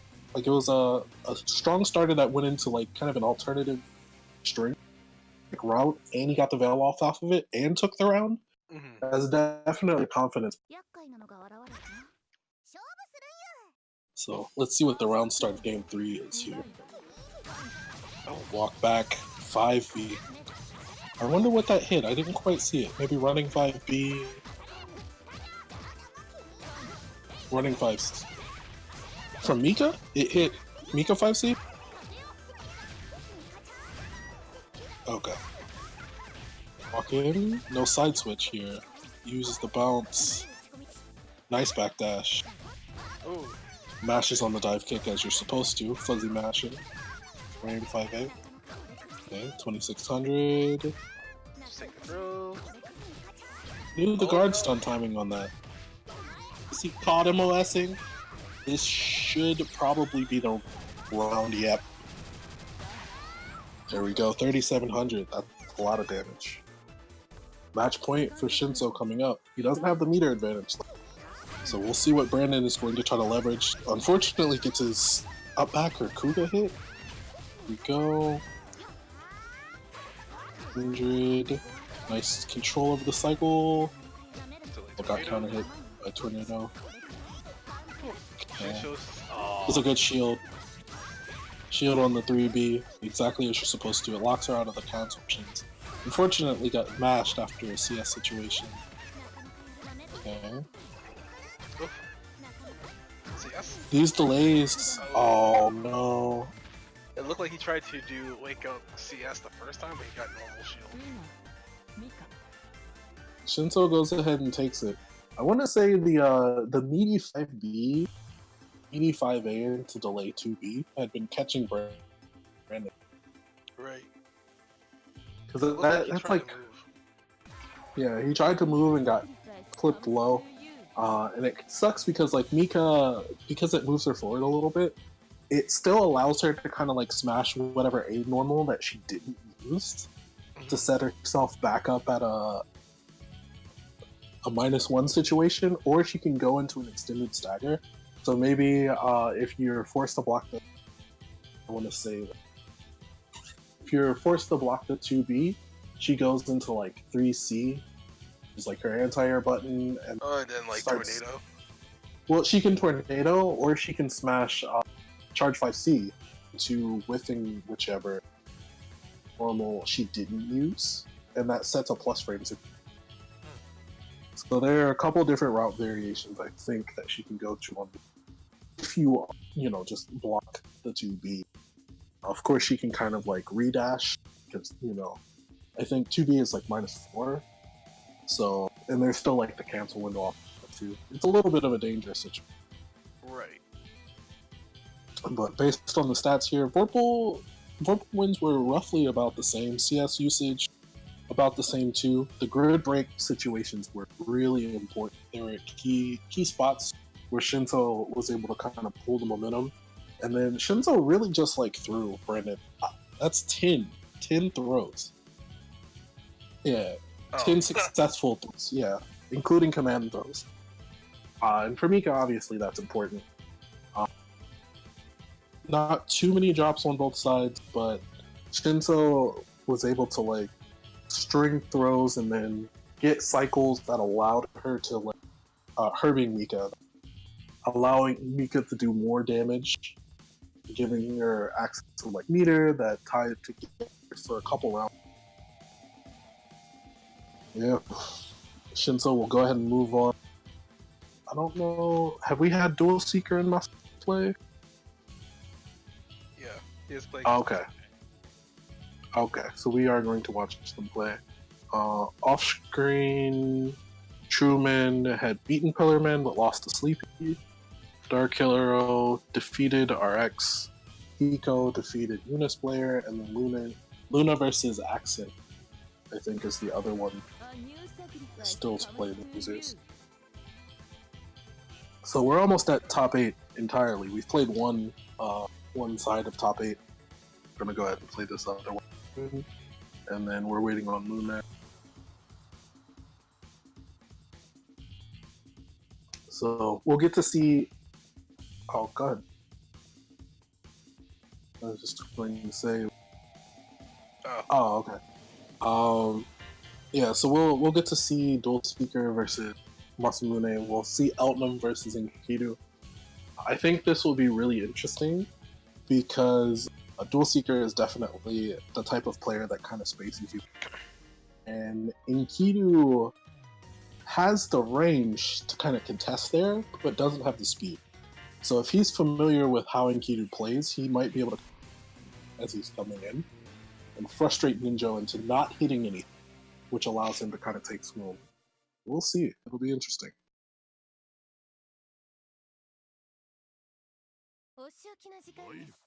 Alright. I'm pretty sure Elman wins round starter versus Enkidu, but it depends on what. Okay, there's the counter. Just stop any like 5Cs or gunshots that might come his way. Alright, good stuff. Oh! Dual Seeker just willing to press 2E, but doesn't block the overhead. So the first couple round starters are from Masamune here. That was good. We used the CS situation to kind of manually put it back, but Dual Seeker takes the momentum and is able to walk in. So this, I think, was only, what, 7 bullets that he was able to get enhanced the first time? Yep. Oh, the CS. Oh god. Yeah, that JA dive kick is really dangerous. Oof, counter gets thrown. Yeah, do that. And delay assault. So through the parry, or through the EX counter, and delay assault, up the 1AD, the 2AD rather. Okay. This alternative route, unfortunately dropped it, but still got the pickup here. A heavy dive kick, a lot of bullets to use. Oh no, excuse me, used one bullet, or one valves. That was a nice smash on the 2B. CS, there's the EX sync. Should be able to get a. Oh, no side switch. I'll just take the damage here. Yeah, and you take the bullets too. Yeah, that's like the most I important mean, thing. with the assault, and that should take it. Oh! Okay. So I double believe. shot will take. Yeah, I think he was still at advantage too, even after the blocked force function into the 236A shot. And then just decided to say, hey, I still have more of these, I'm just gonna do 22A. Yeah. I think at the side switch it was still really good. Because he was at a range screen where like Enkidu's threat isn't super high, and he had enhanced bullets on top. So even though I was like, oh, no side switch as well, thinking about it again makes sense. So you tried to space him out, but he counter pokes in. That did almost 3K. Yep, that was 2B starter. That's true. Dual Seeker will get the cycle though. Yeah, that's huge. Shot. Just do this. Oh god. This is a knife kick afterwards. Oh, run up, delay assault. Oh, not prepared for that. Into veil off, strips it. Next hit would have killed with Vorpal control. Oh god. This is cool. You don't get to do that to that. Uh-oh. Yep. Good block. Unfortunately got counter hit, so this will be a really good starter. He'll have a little bit of mess on it too. What up? CS. Good tech. Good back dash. Dive kick. Double backdash to get him out of that situation. Oh, got again. counter hit. Yep.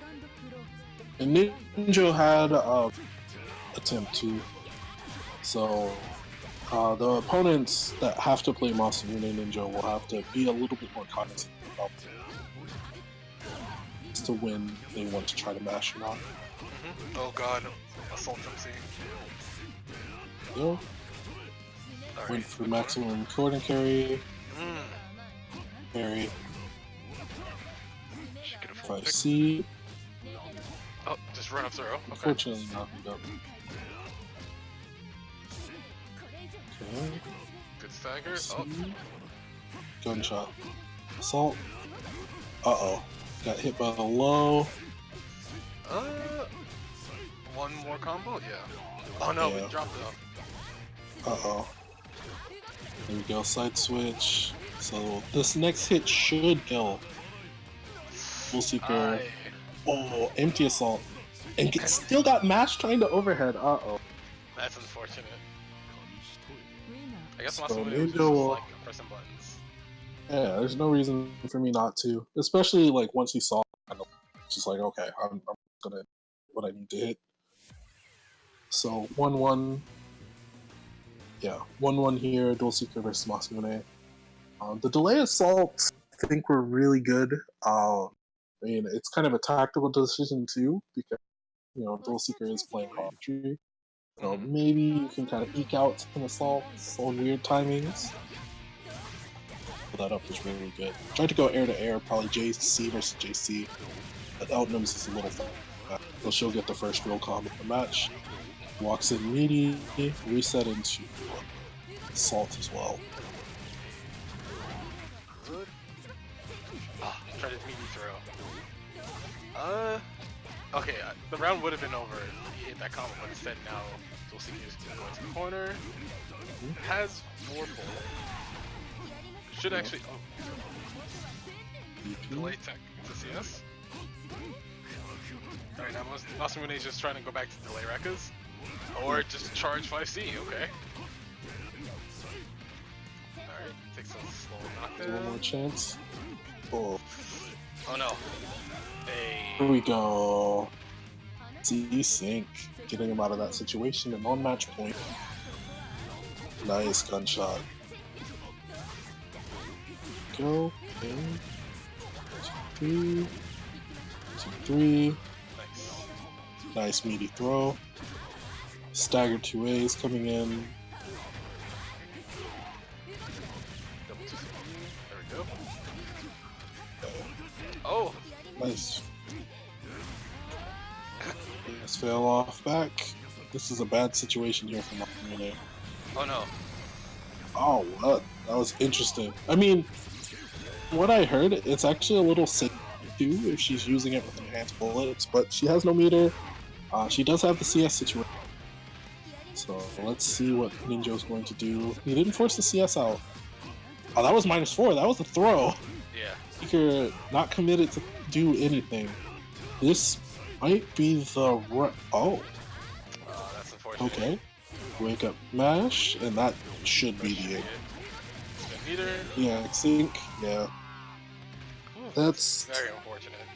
yeah. Considering he was in orange health, like CBO pop something IWEX EX was going to take that round, put him at match point as well.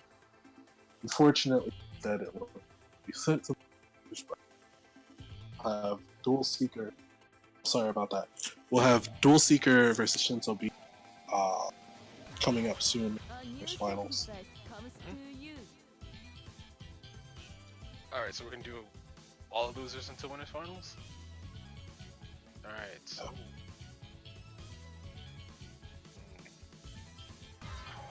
A new sacrifice comes to you. I think we should probably. I think it might be good to go up to losers sim finals. and then do winners. Looks like we still don't have versus that. Whereas Dark Heroes defeated 2-0. So SQZ Brandon versus Dark Hero. The other side of it, we're still. Ugh. So have Luna and Axon played, or are they just waiting on the word? Because they should just play. Yeah, I'm not entirely sure what the situation is. And then in loser side, Dark Hero versus Brandon name here. Matchup that he's sure to be very familiar with. I'd hope so. as much as I like watching Brandon, I would be okay with not watching for the immediate. Considering that we haven't seen Luna or Kiko, much of that side of the to this point. But coming back to Dual Seeker versus Masamune, we have Dual Seeker winning most of the warp cycles. He was grid broken a couple times, but aside from that, it looked like he basically controlled every category, as well as drops. But the throw situation really tilted round one being further in his favor too. Right. That could be any manner of thing. Yeah, because when you do Wake Up Throw versus Enkidu, it's not just that he doesn't really have normals he can't press that are fast enough, it's that his EX counter, which normally eats buttons, also loses to just throw and wake up. So it's a really unfortunate scenario for Enkidu in general. Yeah, we saw one of those situations where I think we saw the fake plus frames where you run up and you whiff a throw, it's fake, and instead of just mashing, which is what you're supposed to do while throwing, you're either supposed to mash or just he waited and I got counter hit or and that's a bit tilting, I think, for any uni player who's played this one game to get thrown after you see somebody.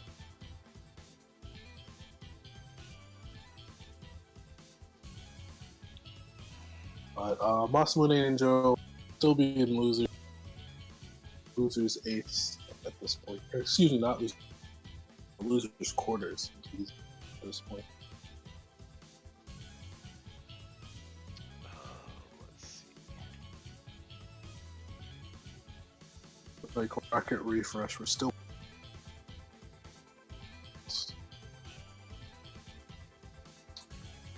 need that to play.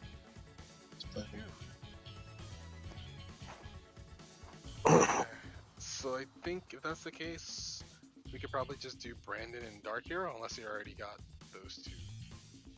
Yeah.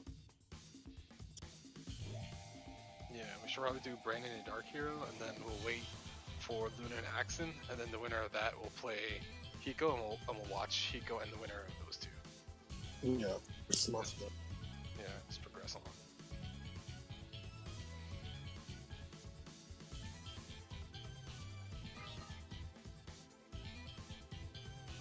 No, I think last time I was I think Shinzo. I mean, I guess in theory we could run these finals, but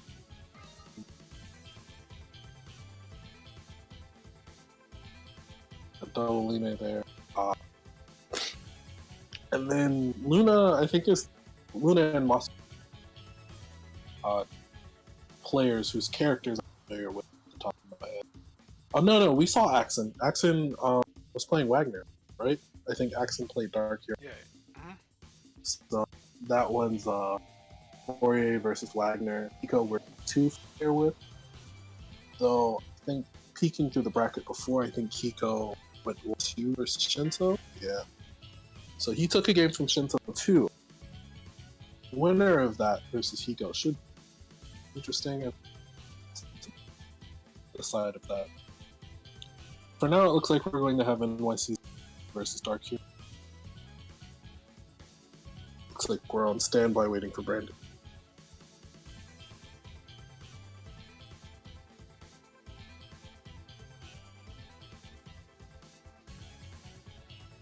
Not too much to say here. We have Line versus Line. Matchup that both Fox and I have been privy to watching. You know, as he's in New York, but I'm adjacent to New York. So we'll see Dark Hero's approach matchup. We saw on stream he's more of a pensive Line. He likes to kind of space you out. I guess he's probably the closest to JD defensive in contrast to EJ. Brandon is probably most offensive. EJ is kind of a blend between the two. JG as the most defensive. Dark Hero, I think, can for attempts. I say Dark kind of kept it mostly ST standard at the very. He's not using AL route to say.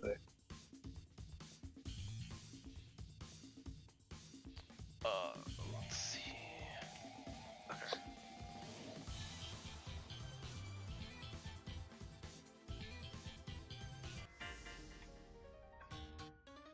Okay. Here. They are. Oh, there we go. Getting ready to go ahead. I don't think they need a button check. They should be okay. Yeah, I'd have to imagine. Come.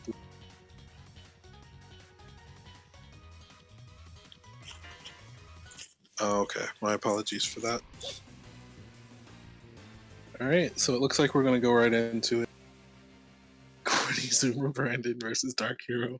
Yep. It's just leaning everywhere on the screen. God. Ugh. The plates are leaning. They have the same plates, same character. Ugh. Yeah. Alright, we're going to go right into it. Oh, Brandon. Start, or dash C. Yeah, we saw before that Dark Hero was a bit more inclined to kind of wait until he had access of the cycle to go in, and you know, teching that throw gave him the opportunity to take control there. Oh no! That's 8 DP. That's not. I'm pretty sure that's not what he wanted. He probably wanted like CK Google or something. Yeah, he had to have. Uh oh. Walked in and got mashed. Brandon drops combo, so it's okay. Run and throw. Okay. Ooh. Nice. Walked back and got 2 bead. Okay. Set up the meaty Kuga. Still has warp. Good block on the roll. Oh. Dive kicked in. It has to be one of the most infuriating situations to happen. Plus, it's like, okay, I'm gonna try this button, and Nine's just like, I'm gonna get dive. Moves before. Oh my goodness. Oh. He hit the dash in with 2A and confirmed it. That was super good. Oh, counter hit 2C, no confirm though. Oh, and then Brandon does wake up the soul jump C. Gonna try to take the cycle. Yep, the slight concentrate and the back tech combined. Basically to win the cycle. Oh, grid break. See. Alright. Shit. Spinning meter. 4K. Oh my goodness, the roll! That's cursed technology. Walked in, throw. He did. Went ahead and dropped a combo. Yeah, he did dash a 5A roll, and then the throw caught Dark Hero off, and it was just like, I have to press a button, but it was too late. They're already getting thrown. Yeah, I wonder he got thrown there. Force function? Did he think an attack was going to come? Curious. But Brandon went ahead and went up. So we'll see if Dark Hero is going to play the back foot roll, if he's going to try to run in and check. He tried to size him up, but Brandon just kind of assaulted. Okay. Nice extended route. Just about 3,200. Tried to walk back, but got hit by, I think, 6B there. Yeah. Still keeps the cycle. Just tried to assault. And then went ahead. Oh my goodness, Brandon. Oh, 5A. Let's go. Dark Hero tried to move, but got clipped. Okay. Ooh, Oh, caught jumping. Okay. Oh my BP. goodness. Delay wake up, throw attack? Yeah, Brandon's really good at seeing gaps and trying to blow it up. Tried to, I think, force function a Kuga, and then just got hit trying to dive kick. Assault. Got counter hit by 6B again. This should be a fair amount of damage. 3,400. Oh my goodness. The fat starter. Ooh, good block on the assault. Oh! But didn't throw the shield. That's a good shield. Oh no, 5 again. Okay. We'll take the cycle. Ooh, working on a perfect, but got clipped there. Wait. Okay. 2C rather. Oh. Trying to bait out a Nice button. delay. Jump back. Wow, mashed on the roll in this case though. Brandon trying to outfoot Kuga. Hey. Did catch him with the 2C, but didn't get the pick up there. Kuga. Backdash? Oh, just got uppercutted. Ooh, Wow, 2C. whiff punish. Oh no, that should have been the round right there. Okay, walk back. Oh my goodness. Okay. EX Kuga. Another EX Kuga. Brandon trying to. Ooh, he's dead. Yep. If the drop doesn't happen, time up. Is that a Oh, drop? that's curse. That's curse as Oh my fuck. goodness. That has to be the worst way to lose. Oh, Dark Hero. He actually cheated. I can't believe Oh. Brandon would cheat like that. A new sacrifice comes to you.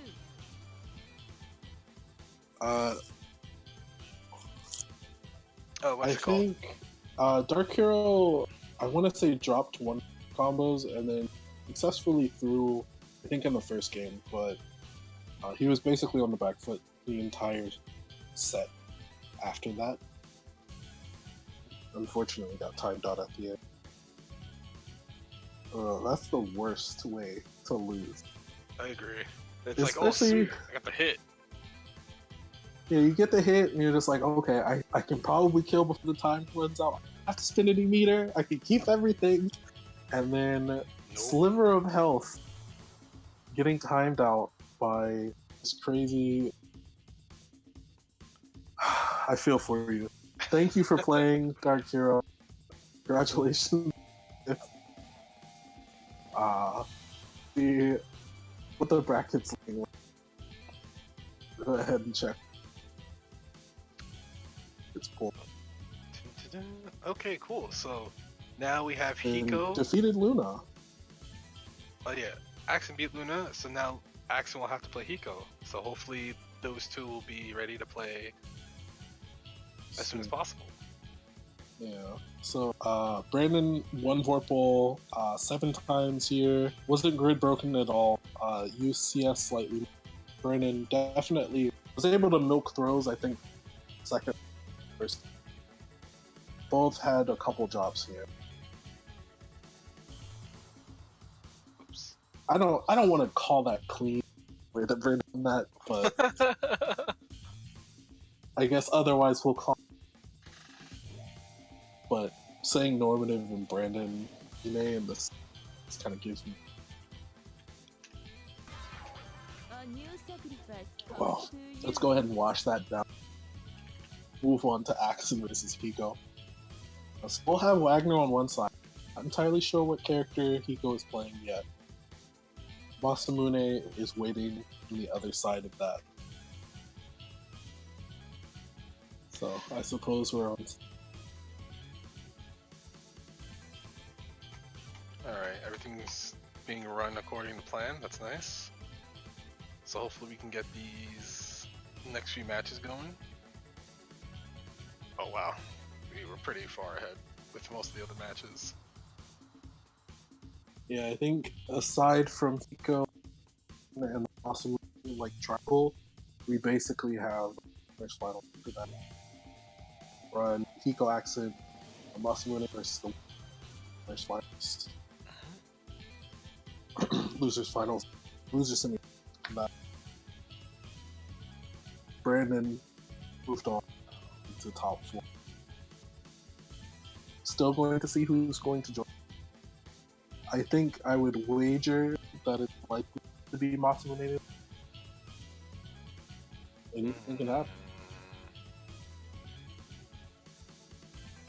I don't know, because I haven't seen Hiko play yet. Whoa. So Hiko's a Seth. Okay, that'll be interesting. A lot of tiers. I know we talked a little bit before, rather I talked a little. Frosty's aspiration for Seth. I know he tends to share his tech pretty liberally among use and online. see a little bit of that trick if Hiko, gets past Accent, if Masamune ends up having to.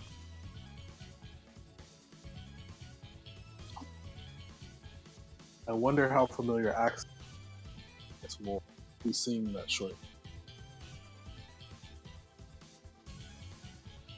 How'd it go? So we're getting information. Yeah, remember we're getting we got a little birdie that these two have played each other relatively frequently. Hiko versus Saxon.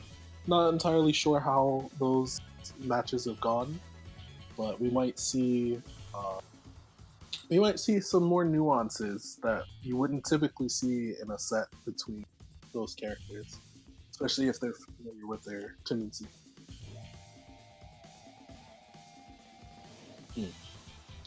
Okay, yeah, we'll fix that. That's not a problem.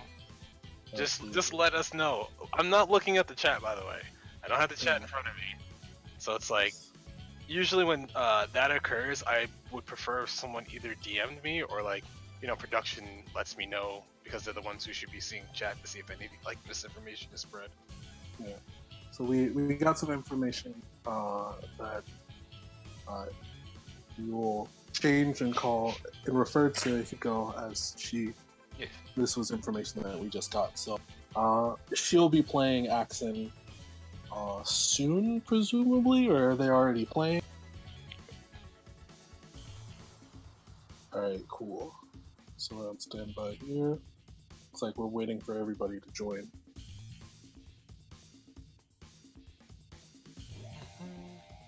So up to this point, it looks like Hiko had lost to Shinso, defeated Eunice player 2-0, or was that a DQ? Against Hiko versus Eunice player? I think that was a DQ. Okay, so Eunice player. Okay. So the mystery was solved. Eunice player was Rion, but unfortunately Rion had some things take him out of contention, so he was DQ'd twice, allowing Hiko to move on. She'll be playing Axton soon. We're just trying to get a couple things squared away so we have all of our players involved here before we go into the set.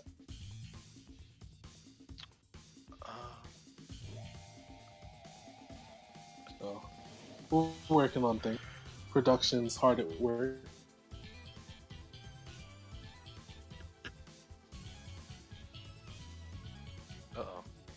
So, Fox, is this a matchup that you've seen play out too often?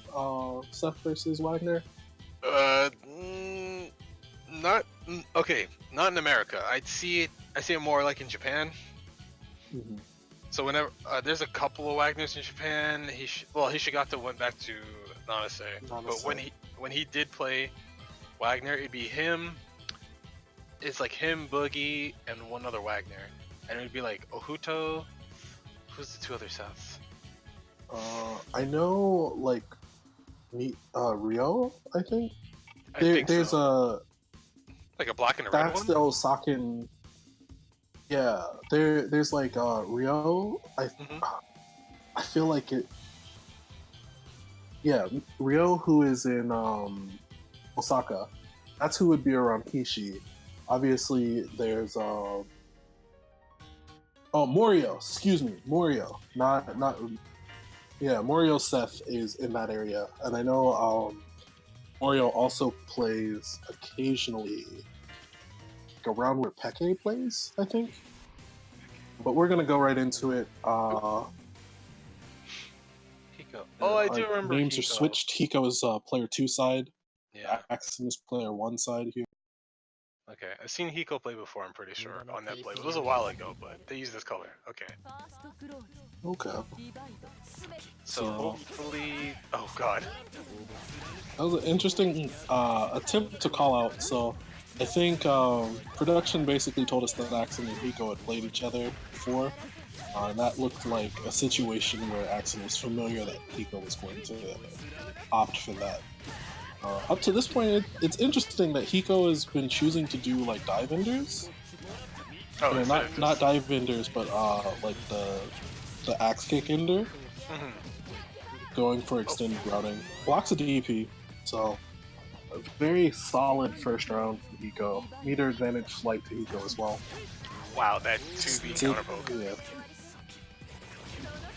Alright, yeah, that's yeah, really she's setting up, interesting. letting it play out, yeah.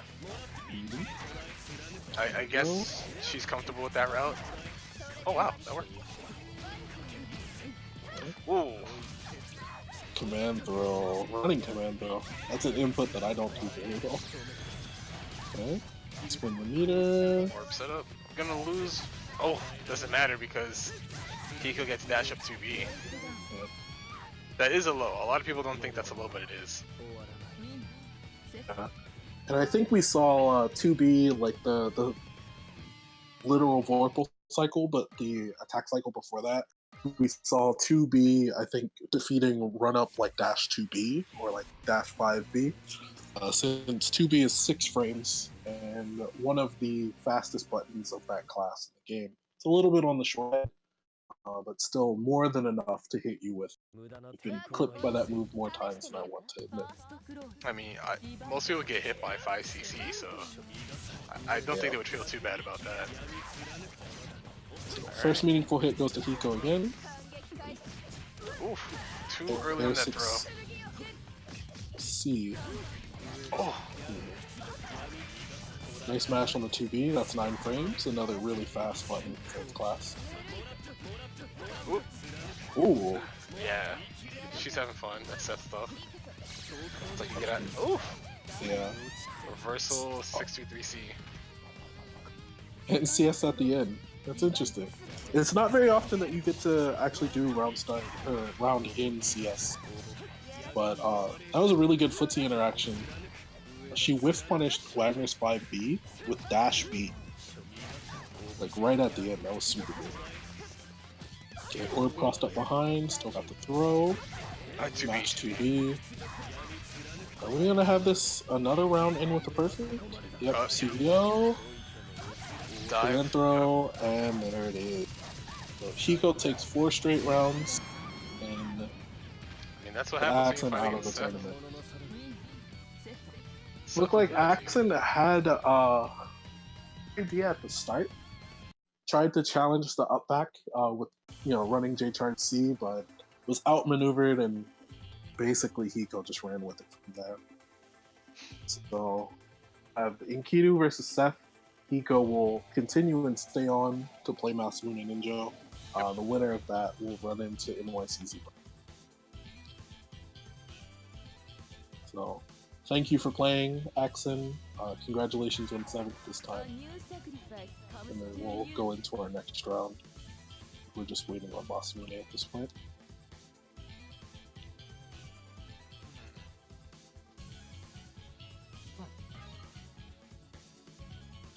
And there he is. Hey, So- alright. So once again, this is another matchup that doesn't really favor Enkidu. But I think that's okay because Enkidu hits pretty hard. He can also, I think he can nullify orbs with 4C if he times them Yeah. right. I think, 4C blows that up. He might even be able to, 3C underneath it, or, through one. I don't immediately remember statuses of a projectile, and unfortunately I can't see the chat, so if somebody is trying to correct me, I'm sorry, I can't read it. If you would like, please at me on Twitter, because that's interesting information for me to learn anyway. It's not very often that I get to see Seth that much. But we got our infographic here. Hiko won Vorpal 4 times against Axon's 1 and basically controlled it from the start. Axon got grid broken, I think, on one of the throws. And then, CS was used pretty significantly in Hiko's favor. Aside from that, really, Axon didn't get to play that much. And, that's what Seth will do to you. You'll get Seth played. And thus we have Hiko moving on into the next round.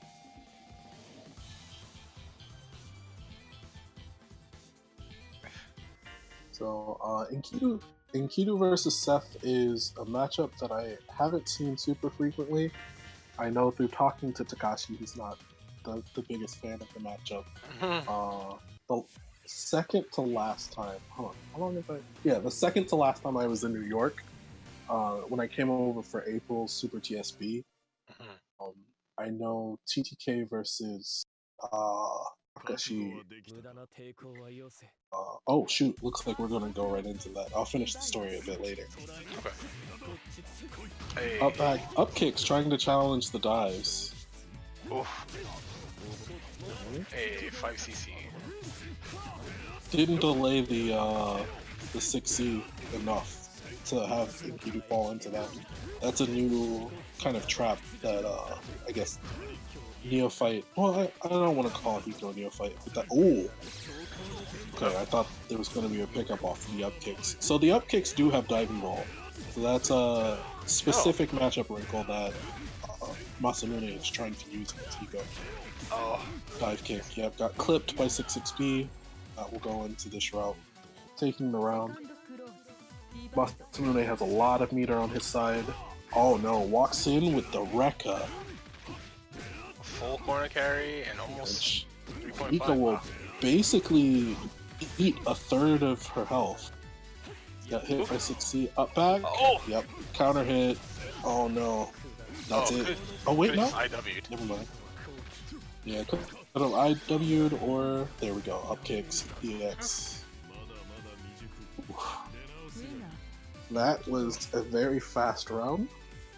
Masamune showing that he has a couple answers for Seth in various spots. Actually, I remembered that up kicks canceled into EX dive kick, like where the dive kick doesn't hit, allows for Enkidu to get like extended pickups too. I don't know if the up kicks hit before he had 100, but that was a route variation that I saw across it. Oh, okay. So we're going to go into the next one. Yeah, it kind of reminds me of like Melty Eltnum, or Sion rather, where I think she can like EX dive herself to the ground fast enough to finish her. It's really interesting. Okay, TK dive kick to pick it up. Needy. Yep. Hey, side swap. Back into the corner. Nice. Oh. Unfortunately, it was too far for the 5A to hit there. Okay. Dive kick back down. Uh-oh.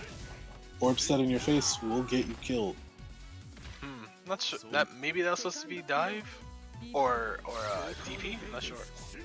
Maybe. Okay.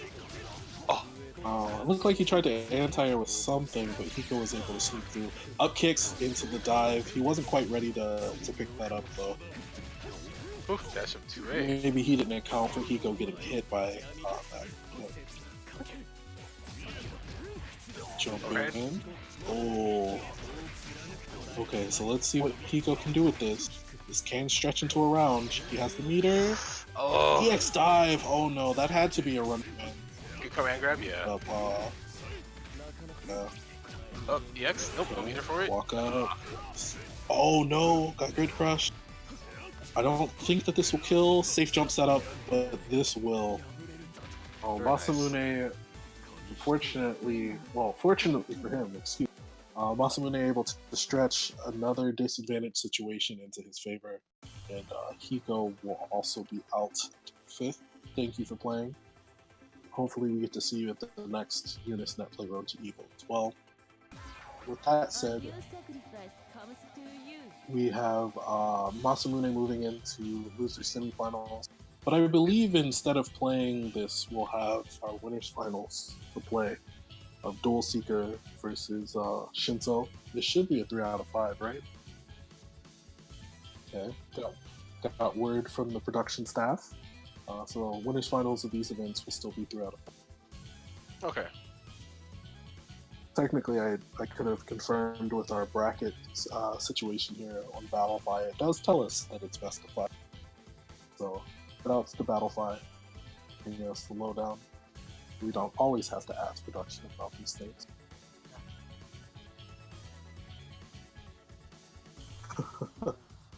But we're gonna be waiting on Dual Seeker versus Shinso, Outnum versus Mika. I know that you've played in this, or I would imagine that you've played Duke in this matchup. What are your Yes. thoughts? I still think Altnum. She doesn't. It's not too much in her favor. It's like slightly her favor. She still has to worry about being able to contest Tornado. You have to worry about tick command throw setups. You also have to worry about what's the other thing? Missile.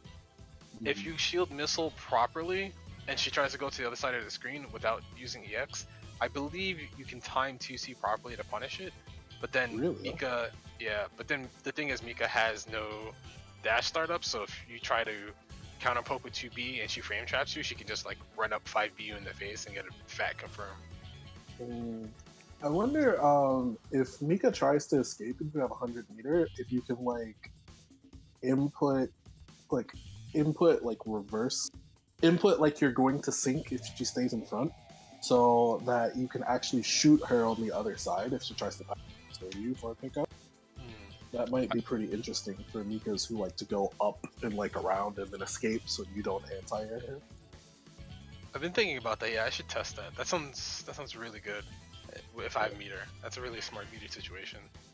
Yeah. You might even be able to test depending on the ricochet shot, because if that counter hits her out of the air, that should be a fat combo too. Yes. Okay, so it looks like we'll go into it. Dual Seeker player 1 side, Shinso player 2. Because Outnum's gunshots aren't necessarily projectiles, I don't think we'll see the 5BB answer like we saw Shinso try to handle Brandon Sugas with. We're gonna see, okay, pensive, walking through. Alright, 5cc, that's plus. No. Ooh. The falling AA is actually plus. The falling AA? Wow. Yeah, that move is, from what I heard from Sonic Spheres, that move's pretty plus. Ooh, counter hit, walked in. Okay. Oof, Yeah, that 2B, the late 2B has really been, oh, Alt JB, that's unblocked. Super fast. But the delayed 2B has been clipping a lot of people today. First round goes to Shinso. Meter advantage, definitely in Shinso's favor. Hey, 3 COS. Alright, dive. Yep. Nice corner. Okay. There we go. Got the shield, but not quite mashing in time. Okay. Oh, Oh. Air hit 5B. Okay. Looks like Dual Seeker decided to simplify the route there. They could have gone for an extended route if you wanted. Walks in to the route. Okay. Go back dash, reload. Bad plus frames. Delay 2A. Yep, round's not over. It's close though. Yeah, still one more chance. Wanted to get the plus frames again. Oh, yeah.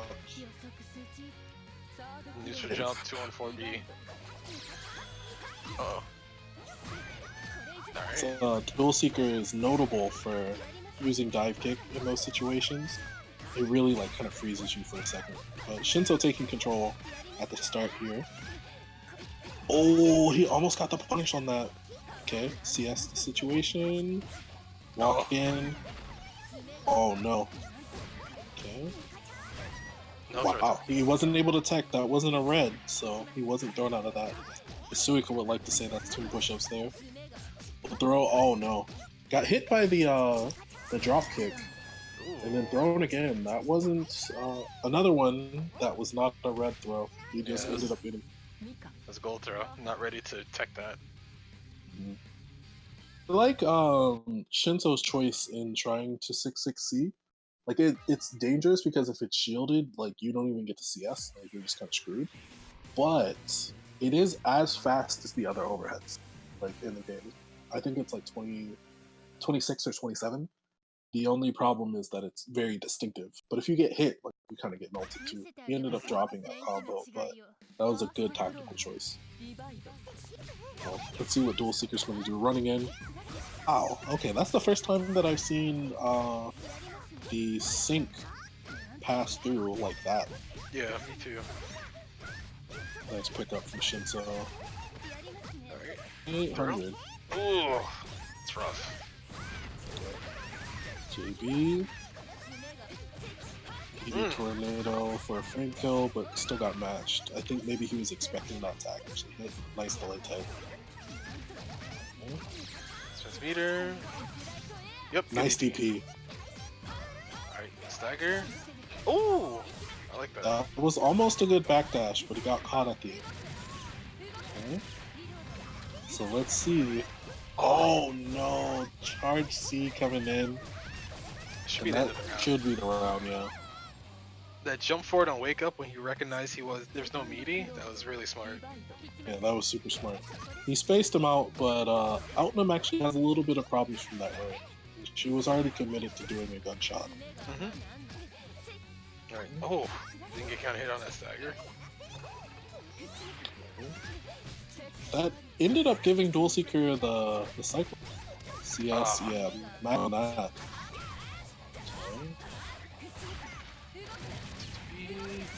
They don't have enough bullets. Oh, that's awkward. This is actually really interesting because normally Dual Seeker looks a little sharper than what he's looking like. I guess Shinso's putting some pressure on him, not really allowed. After all, that is something that Mika will do. Dash up throw. Back Okay. dash. Yeah, you can see Shinso just trying to like slowly dash him into the corner. Mhm. So he has that control. Ooh, oh. Nice. Okay, do we have the... Wow, another one dropped on her! Oh, I don't think there's anything particularly special about a Mika hitbox that would cause No. things to whiff. Maybe it's like a timing issue? The sync Box? hits too early, I think. Like you end up on the other side, unfortunately.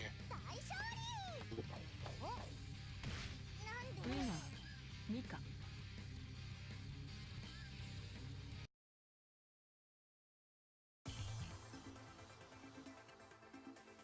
So Shinso's up 2-0, but the matchroom settings were set to 2 wins.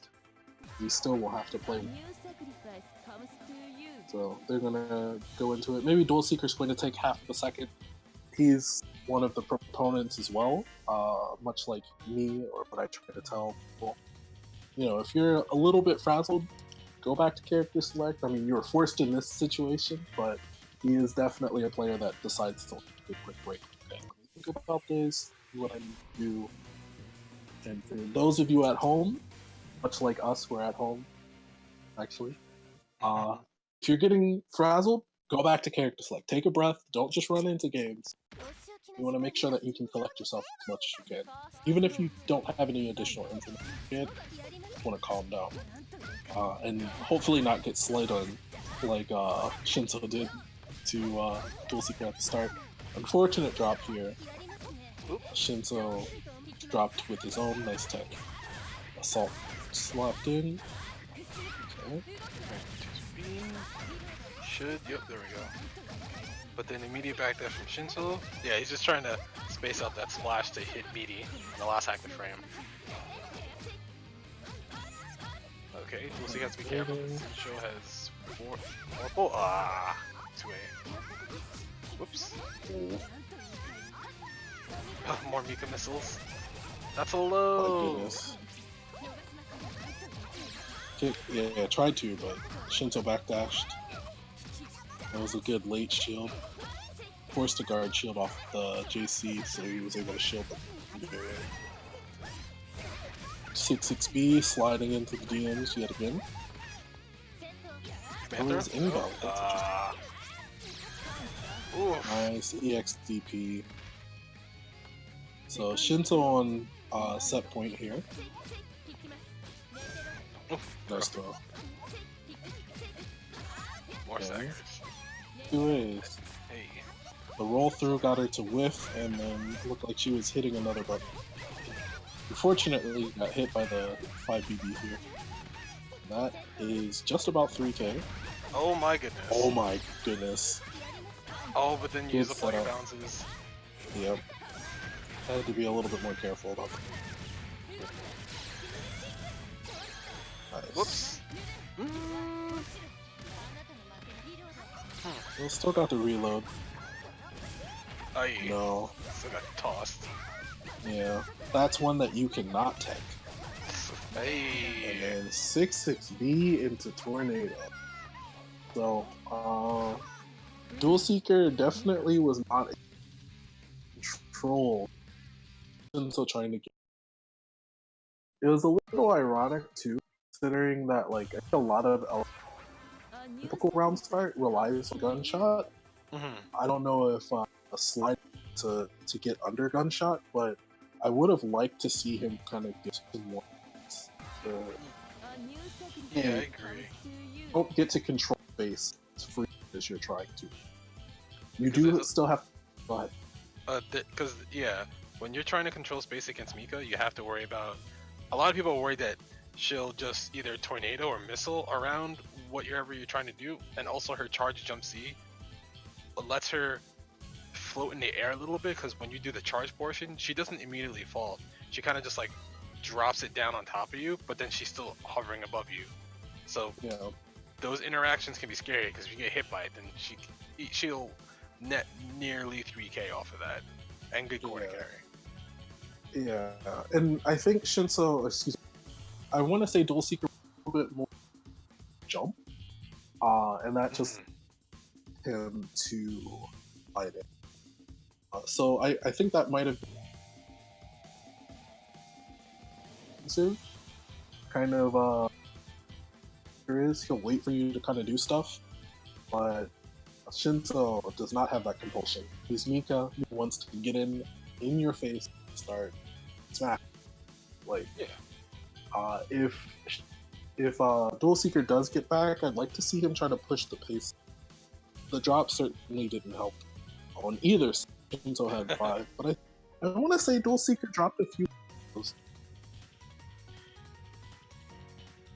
Well, you gotta get ready. Yeah. So Shinso used CS a lot more, won more frequently, got more throws. He basically out Dual Seeker so far in the set. We talked before also live point of the matchup.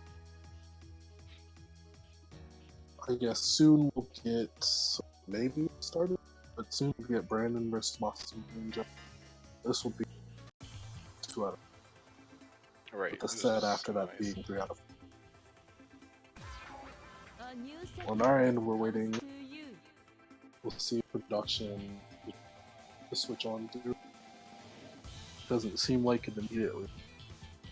Alright, so this should be good to go. Okay, so we'll be switching over soon.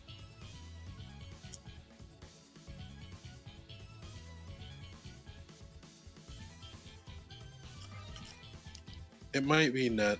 So I'm hearing from production that it's a little choppy. It might be a net issue, fortunately. I'm still beholden to Ohio Net. So,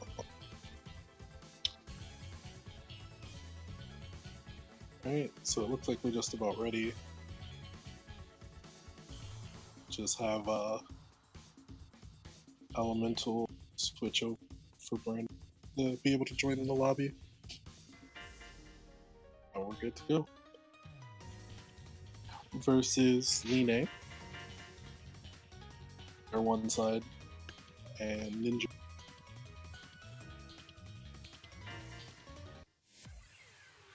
Able to take momentum as far as we've seen up to this point. Brandon will have to be very careful about how he drops his combos. Or the situations where Ninja wants to mash. Brandon, I think, is really good about fishing people. Yes. He seems to have that ability to counter poke you as you're about to press a button. Yeah, we saw it happen twice already, where he lets the assault.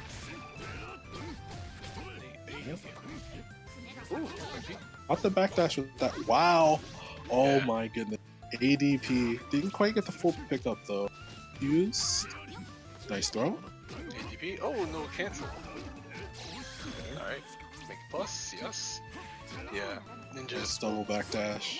It's like, ooh. Force function out, yeah. Oh no! Uh-oh. That was a premature low shield to shield a Kuga, but instead you got Hien. Alright, yep, this is perfect Kuga range. Yeah, no pickup though. Just sitting Ooh. there. EX Kuga. Kuga, yep. Okay. Plus, gotta be careful. Ah, roll. Wow, he set up the Kuga there. Interesting, Brandon is not guard shielding the 2-2C either. You really want to make sure that Enkidu doesn't get to try to do free pressure out of that. Nice assault for the 2B. Okay, dive kick. Up 3k. Ooh. DP? Chilled out. Ah, drop to confirm after EX I Hien. think he tried to dash. Yeah, I think so too. Because he got a backdash. Oof. 3400. Charged.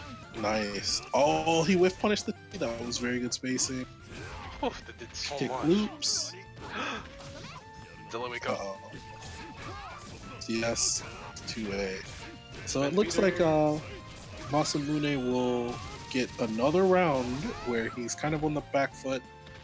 Yeah, he's able to pull it through. And Kidu damage really helping out a lot.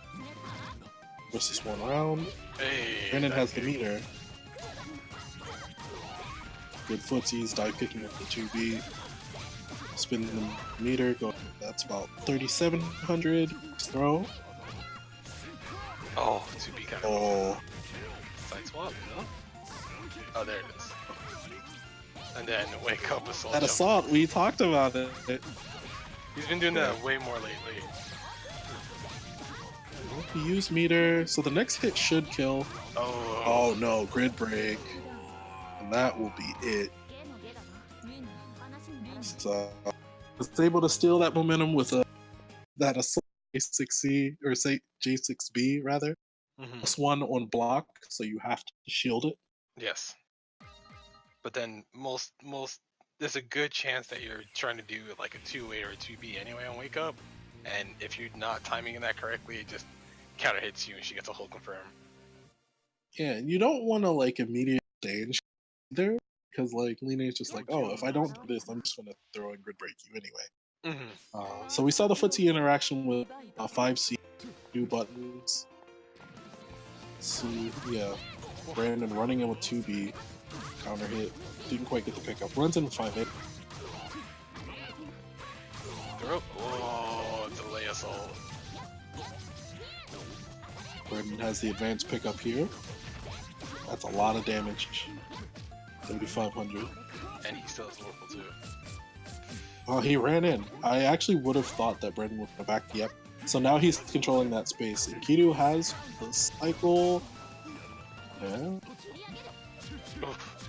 Wow, went for the DP. It whiffs, but Ninja was not in a way to control it. Oof, good. Nice whiff punish with the twos. Excuse me. Just gonna push for Damage, the dude. corner. Oh, Side switch with the dash beat. oh, throw. Oh, good, great thrust. Yeah, very good thrust. So he has to make sure that he takes. Oh, nice force function reaction. Ninja was definitely trying to get the C plus there. Brandon did not allow that to happen. Alright, footsies. Oh, tags for Yeah, the dash. now he has corner control, but unfortunate drop there. That might be the West Coast versus East Coast kind of thing. Alright, yes, ADP Go for the- immediately to Rolls, yeah. Ooh, he dropped the combo, but he made sure not to whip anything. Double half charge. So Ninja is going to have to be careful. There we go. Assault G6B. But Ninja will have to be careful. Sure, I think about trying to do charge normal to win CS, because he will try to force function that.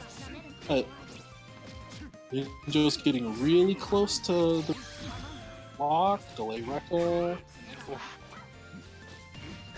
One more Ooh. chance. Nice throw. Very good move at the end. Puts himself. The meter situation still very much in Brandon's favor. That's plus. Should be plus. You have to properly shield that. Oh, counter A2C. So, CS situation in Ninja's favor too. Yeah, you see Brandon Extended just string. shield properly. Okay, he did push him out, but unfortunately tried to mash when the appropriate time to do so. Alright, CS running. Hey, Brandon's probably gonna start being aggressive again. Yep, here it is. Yeah. Oof. Force Wow. function. Is that an actual punish? That's cute. Okay. Let's make sure he's safe. Nice. Wakes up mashing, hits from the back. Uh-oh. This is dangerous. Masamune has plenty of meter. He has one more chance to... Oh, wow. Run in 2B. No pick up, though. So, Brandon should... No, he doesn't have the cycle. Ninja has the control. Oh my god, he ran up and threw him. Okay, then Kido catcher. Okay, he sees the time. That's good. Good Oh, tech. it's over. It's over. He's out of there. Yep, that's it. Ninja saw that his throw attempt failing was basically dead. So then we'll go ahead and move to losers final to play against Seeker. So good try by Masamune Ninja. He played really well. Unfortunately, his road ended fourth today. That was actually really entertaining because I wasn't sure how Brandon was going to start responding to a lot of like those small in-Kido interactions occurring. Yeah, it seemed like as the games went a little bit further on, Ninja got comfortable with what Brandon was wanting to do. Granted, I think some of the key footsie interactions from Brandon's side probably right too. But sometimes that can't be helped.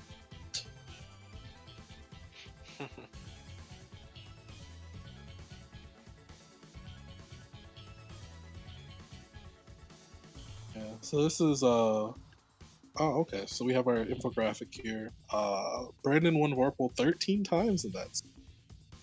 A lot of drops, but he was able to use CS a bit. Ninja was grid broken 5 times.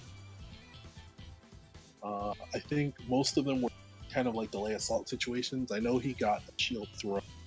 Yeah. I think in the second game. Aside from that, looks like Brandon basically had control of every other factor. So we'll see Dual Seeker versus Brandon. We have another kind of situation where we have a defensive player playing against a very offensive NA player. So this is another relatively common matchup. You to Brandon and the other league.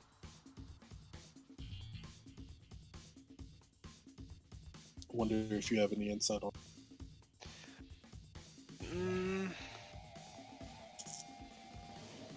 I typically do think that Brandon does. He's been doing better against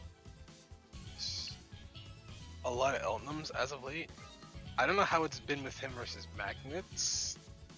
I don't think I've seen those two play personally, but he's good at responding to a lot of the common situations that occur that Eltnum players want, like ricochet shots, single shot 236A, max range 2C counter poke, 2B counter poke. Once again, being at that perfect Cougar range that Eltnum can't deal with unless she does gunshot. Like if Eltnum does 236A or B, it gets rid of the Cougar, and Lena is just like, oh no, what happened? But if Eltnum presses any other button, typically she loses. It just counter hits, Lena gets a full confirm, and then she can go back into that range where Eltnum has to figure a way out if Lene stays there. but Eltnum can do things like anytime you see a Hien coming up, like a block string that goes into Hien, you can air throw it for free. You get a full confirm. Really, I didn't know that. Hmm But you have to know the Hien's coming. Like you have to see the startup of the Hien and just get. You have to stop holding down back and just do up forward air throw. Yeah, she does have. I think her air throw frame 2. I want to say it's really. It's super fast. I can't remember if it's frame 2 or not. I have to check that. But it does scoop a lot of things that you didn't think would ever do. Mhm. We're about ready to go into it now. Dual Seeker player 2 side. I think for our production team, we don't want to separate Dual Seeker. Dual Seeker is one. 面倒なのと出くわ The したな way 見せて that あげまし he ょう prefers 年 it. 季の違いをファーストクローズ So ディバイド we're going to go right into it, trying to space out that range. But Dual Seeker trying to take the control, like pace control rather, with the first throw of the game. Ooh. Oh. Yep. See, like right there. Nice roll out of this situation. Like, okay, now Brandon's in the. Oh, he was in the prime spot for Cougar range, but then Dual Seeker knew he could do gunshot. He'd be fine. Yeah, the gunshot CS also was really good. Nice. Oh. Went with the ADP, got matched. Yeah. Yeah, it's still punishable.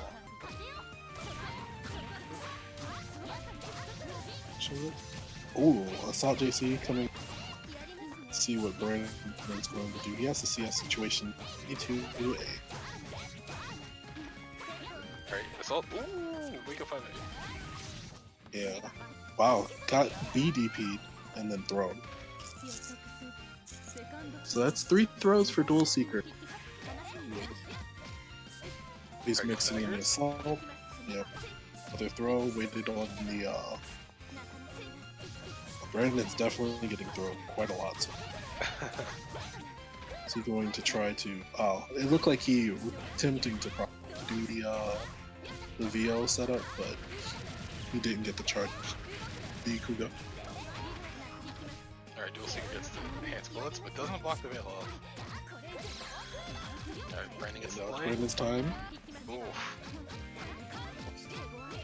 Might reversal IW somewhere, I'm not sure. Oh, That was a good 2-2. That was 2-2A, correct? yeah, 2-2-A is single shot, 2-2-B is 5 shot. Right. 2-2B is the, I think, +8 variation, or is it +7? I couldn't remember. It's very advantageous if she ever does 2-2B in a block string and they're enhanced. Like, you usually don't want to press a button unless, like, you're going to do an EXDP or something.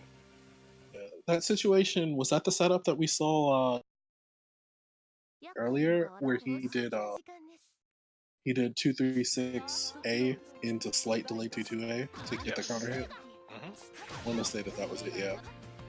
So that's a setup that I guess Brandon hasn't seen either. Oh my god. Clipped him out of the air. Alright, yep. This should be a fair amount of damage. Hey. No, got scooped up too. Stagger. Ooh, I like that. Hit. Jay hit from behind. Okay. That's good. Oh, delay 2A. Okay, there's the pickup. So Dual Seeker really just kind of runs ディバイド to this point. Dash me. Okay, there we go. Wow, another drop from Brandon. Fortunately. BDP. One shot. Nice smash on the Kuga dash. Oh no! The jump A. I don't know what that was. Oh wow. Hits him with the very end of the Kuga, but no pickup off of the CS. Yeah, that was a good guard shield.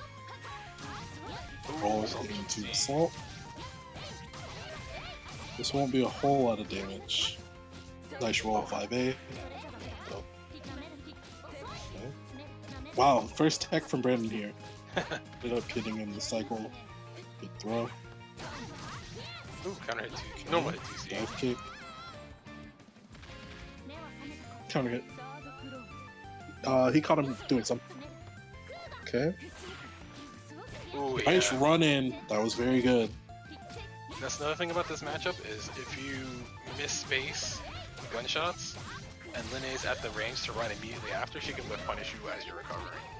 So that's another thing. So far, it looks like Brandon now has the control. Dive kick coming out. Brandon might have tried to force function, but too slow off that. Hey, Assault on wake up. Goodness. Are we going to see Brandon steal back Yep. from? Yep, there we go. Nice. Oh, Got mashed though. just wake up to a. You're gonna wake up Assault? I'm just gonna do what I need to do. Good. Get Orpal. DDB. Yep. Have to be careful. Oh, Nice gunshot. Oh, no pickup though. This is a dangerous situation. Assault's in. I don't think that this is quite the round. oof, that's not the proper confirm. Okay. Brandon has Orpal. Oh, Oh my goodness, the stop forces him to throw early and counter hits the throw. Counter hit throws the throw. That was very brave considering that Brandon could have pressed 2B or 2A there and it probably would have forced him to at least block. Yeah. And that's already disadvantageous. But I guess he thought Brandon was gonna like.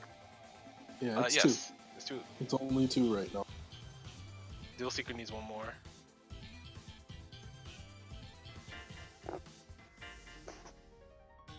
I know that probably frustrated Brandon a little bit. That was very good movement from Dual Seeker at the end.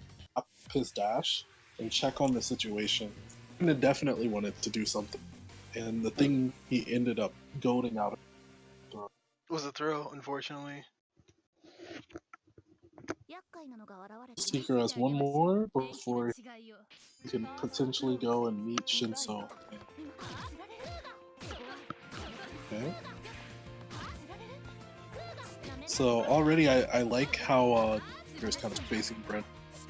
Established that he was ready to run, kind of like in that situation where so now he can kind of zoom him out. It's like, okay, I can control this pace, and we're in my territory now. What's up? Nice. He has to be careful, yep. Oh, immediate Uppercut, ADV. yeah. Yeah, Brandon really likes to make those chases. Unfortunate drop that that leads in Steakers, the Bari, and the Veil. Walks in with the mash. This should be the round though. Yep, IW. Nice. Alright, we're on the way from going back to Grand Finals. Yeah, maybe Dual Seeker wanted to CS there, but he runs in with the 5A. It's another whiff that we saw. It's a small body issue. We saw it happen on Mika, and we saw it just happen on Selena as well. And to confirm here. Alright, Brandon has Vorpal. Oh, delay 2A. Control, immediate assault. Nice whiff punish. That's that Koihime coming out. That's oh, okay. Definitely no meter necessary because safe drop in the combo. Nice think. Nice gunshot. Even better throw. 85A2. Yeah, Brandon's gotten hit quite a lot by Outman kind of coming in. Unfortunately, Dual Seeker's kind of locked out of bullets. Yep, still locked out of bullets with no real way to get them back. He has no bullets. Still dealing a reload. Oh, that was super good. Into the CRM. This should be the round. And the... No! Oh no! Not quite. No. Oh, JA air to air. That was super good. Hey. Gunshots. And with the scramble at the end, Dual Seeker will take 3-0.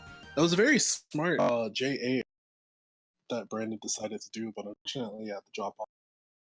Yeah, usually that doesn't drop for him. He usually confirms that a large percentage of the time, and that would lead to dive kick. He would have corner positioning and meter, and he could do whatever he needed to. And even before that, Dual Seeker's miscalculation on his bullet management presumably should have killed him.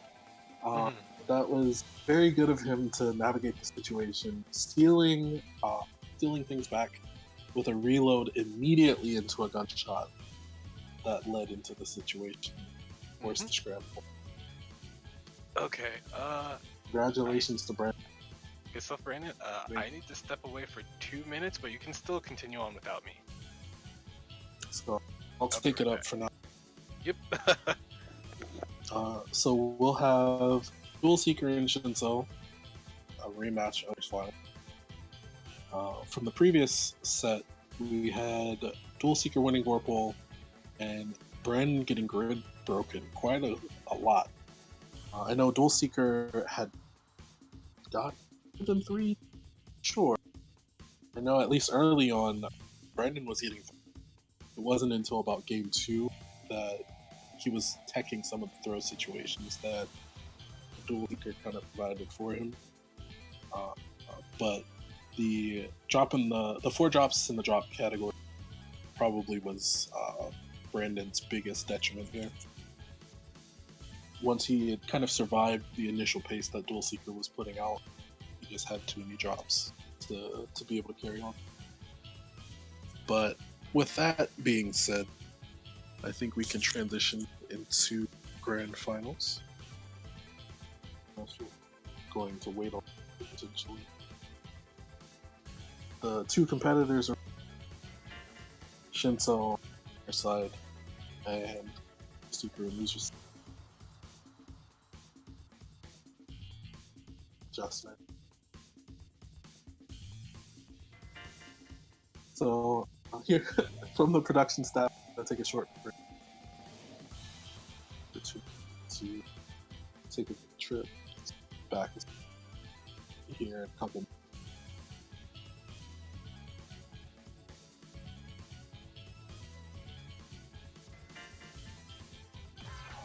A new sacrifice comes to you.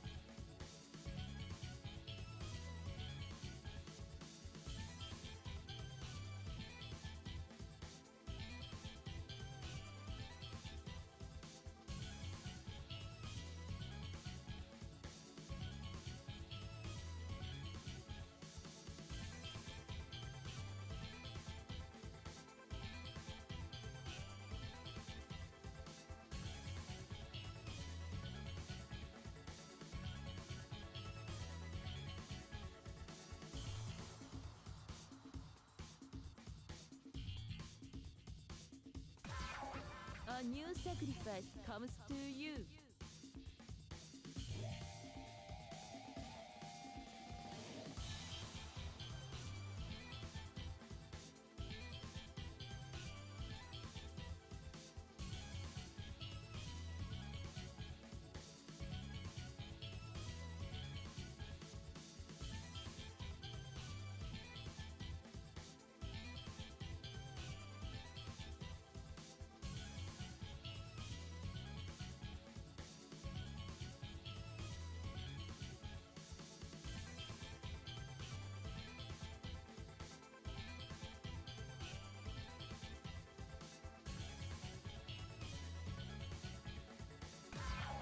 A new sacrifice comes to you.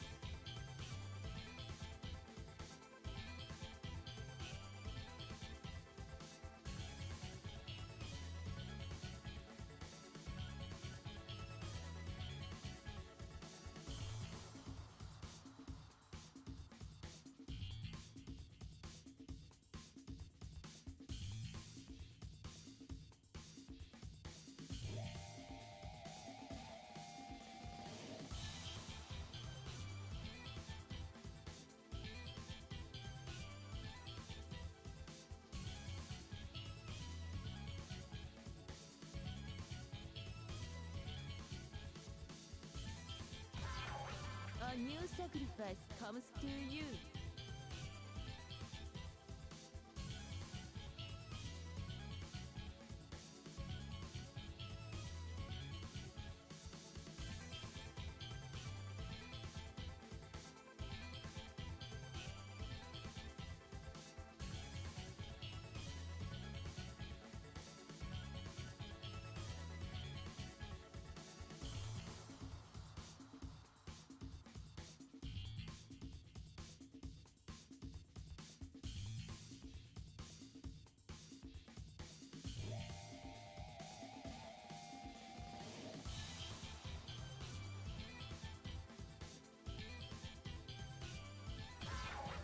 A new sacrifice comes to you.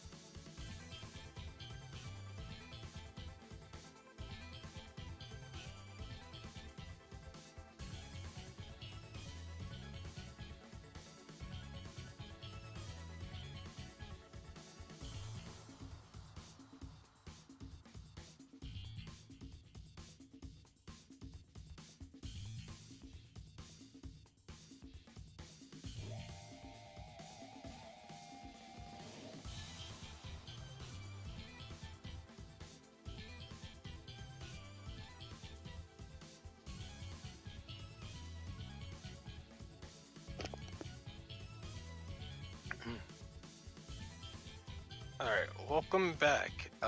We are here at our grand finals. We have Duel Seeker. He made it back to grand finals loser side, and Sinshul Beam sitting in winners, so it'll be the rematch of Eltnum versus Mika. Alright. So I'm really interested in seeing what that Seeker's going to make. We saw him play more aggressively against Brandon. So I wonder if we're going to see that. So we sort of dumb Shinzo as well. So I'm gonna try to win 3 matches here. Recreating, and soon we'll have our competitors. Wait, weren't they just here? They were, but he recreated. So it was 3 matches. Oh, okay. Let's see. That's a lot of people.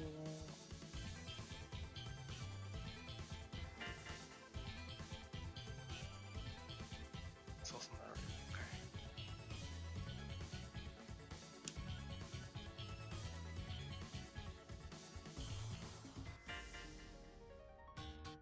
okay. Alright, looks like we're getting started into it. Shinzo player 2 side, Duel Seeker player 1. And again, Shinzo is in winners, so all he has to do is win 3 matches. Duel Seeker is in. If he wins 3 matches first, play another set after putting Shinzo Beam into losers.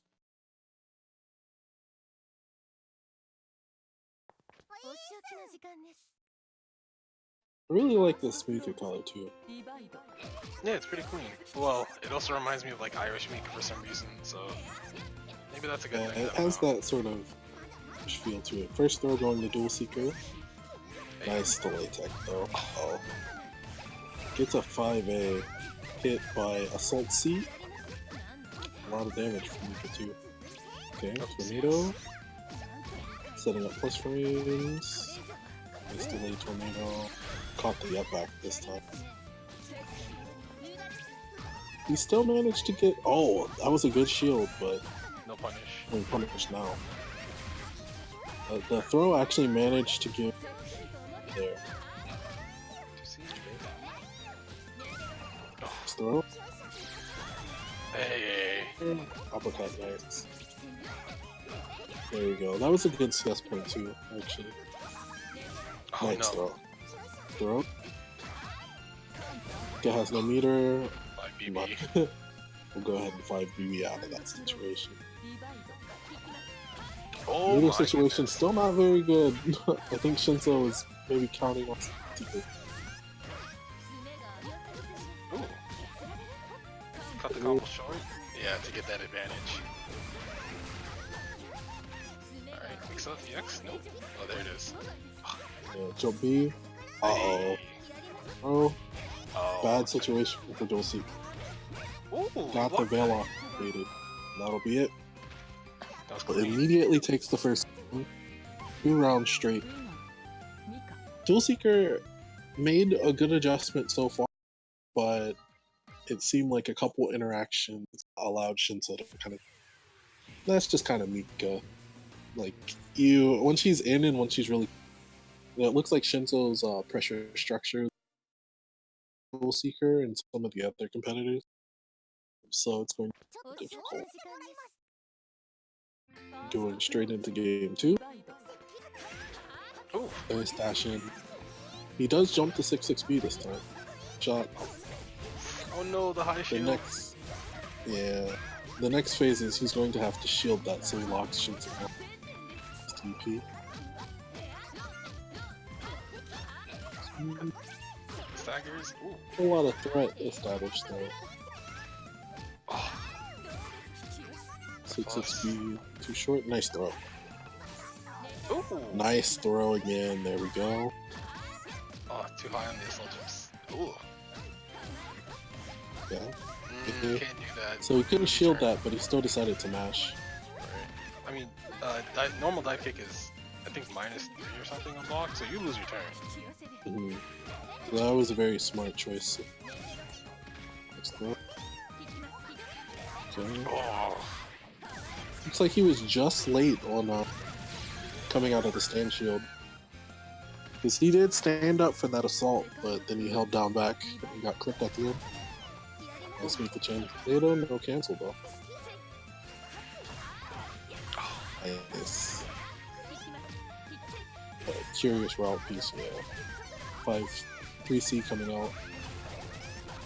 Is that meter? Nope. Oh. Oh my goodness. Got hit by the very end of 6-6B rather. Oh, just 5A. Yeah, I think that was a tick throw setup, but it was good for Dual Seeker's mashup. Hey. And instead, oh, okay, no pickup. Okay. It's plus frames. Oh you're trying no, to move. And he just got got enough. meter at the beat. サードクローズディバイド No meter from Mika. And Oh. nice. Oh, pickup.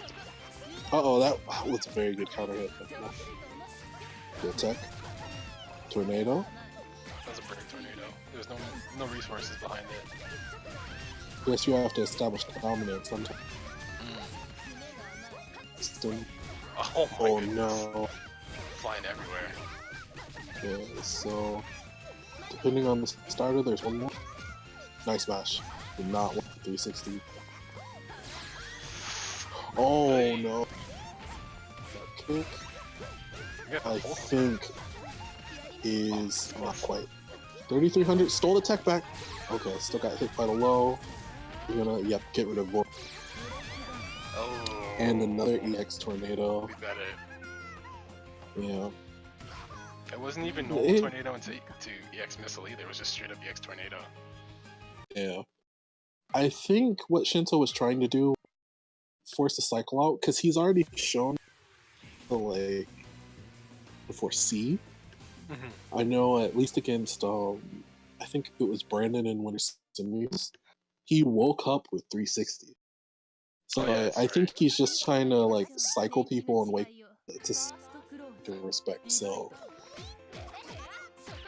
another choice to cycle someone. Nice run in with the 5A, the 2A. But he used too many 2As. That combo. That's what. Confirm, but side switch. No. Oh no. Nice. It's the second time that Dual Seeker's got this. With a Nice throw. overhead. There we go. So unless there's drop here, should be pretty good. This won't be the round. That's close. Get a reload. Yeah, maybe if you spent everything. Good tech. Oof. Hey. Go 5B. Good reset. Nice, nice, nice. One more chance for Dual Seeker, I think. Maybe it's not. He was going to kill, but I think Shinto messed up his bounce count there too. Oof. The dash betrayed. Yeah. Slid right in there at the end. So Shinto is turning point here. Oh no! Another yellow. Oof. That's Sorry. good. He was moving, light movement at the end. I think it kind of someone was trying to 360, but I think this is probably yeah. So Shinto goes ahead and takes this first tournament 3-0. I think he's dropped 2 games. I think he dropped 2 games today. Yeah, he dropped one to Hiko, Seth, and to Brandon. So didn't drop a game for us to do. So congratulations to him. Congratulations to Dual Seeker in second. And congratulations for the production team. This first tournament. Yeah. Producer Elemental Excel for our to EVO tournament. Thank you as well, Fox, for assisting me with commentating. I was happy to be asked to step in.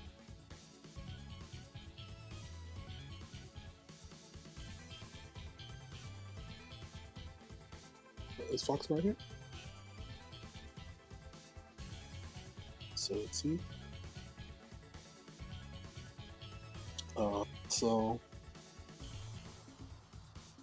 I'll be signing off. Have a couple words from Pencil coming to close you out. Once again, thank you guys. Thank you. Yeah, no problem. Yeah. Be signing off. It's just a pleasure. Sugoi Jushichi, thank you for tuning in. See you next And this time. is Fox. Yep. Take care, everyone. Thank you for watching. I guess not Dual Seeker. Elemental will let you know when the next one is coming. Next tournament is going to start. So like, if you see the link for it, just sign up ASAP so that way you don't get locked out of the tournament due to number of entrant restraints. You don't want that to happen. So make sure you sign up ASAP the next time you see it. Once again, thank you guys for coming in. Before I close out the stream, this is the last transitions between the two. Between Dual Seeker and Shinso Beam. Relatively pretty close in Vorpal wins here with grid broken like pretty evenly. Although the first round it was funny because Dual Seeker had like a lot of grid broken at first from Shinsu Beam, and then round 2 he was like, nope, let me break you the same amount, and so he did. I did not change the image here. Oh, I didn't save it, that's why. There we go. Throws are relatively even, both on Eltnum and Mika. I didn't count too much with Mika's. I tried to differentiate between command grabs and throws, but you know, I feel like it could have been more. Both of them drop a little bit less. I could be miscounting there. Drops are hard. Aside from that, I think both players are doing quite well. The only reason I think that was pretty much pivotal for Shinsu Beam to win is it was grid breaking. So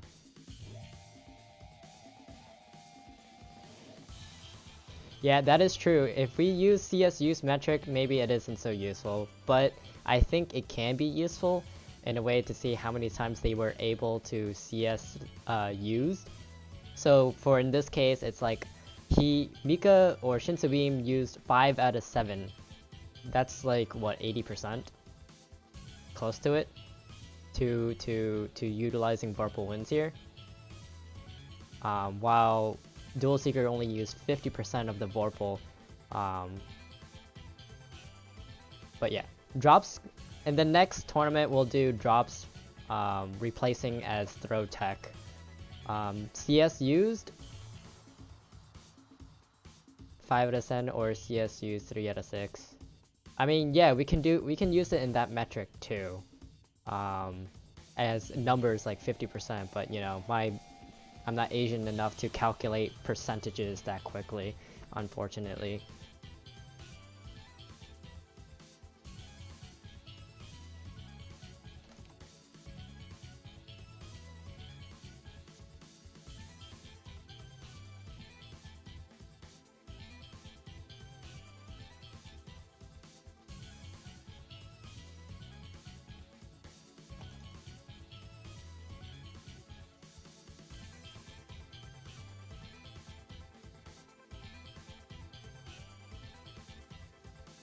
Any feedback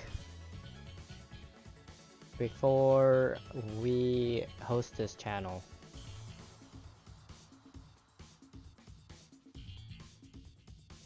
This is pretty cool, I like that. Yeah. This is just a project that I'm working on. Because I see myself more of a producer than casting. Although I can cast too. It's just like things like this is just something for like a guide for how people use CSs. Like if you saw a couple matches before where Brandon used one Vorpal like 13 times, that was like him being in control of the field and being aware of like when it's his turn, or well, not his turn, when he's winning it, and he's pushed it out by using like pressing D to like gain grid in order to win. Out of all the matches, Brandon has been using that quite a bit to get that. But yeah, it's like little things like this that helps you determine what these players are utilizing in control of. You can tell by certain stats how they won clearly, and sometimes it's, you know, it's pretty close. So things like that. Oh, dude, Mosin, this is hard, okay? Like the fact that I had to TO between this whole bracket here by myself, alongside with like counting, switching scenes, that's like 4 jobs, dude. Production is hard. So if you are interested in doing this, yeah. I did all of this manually. It's hard.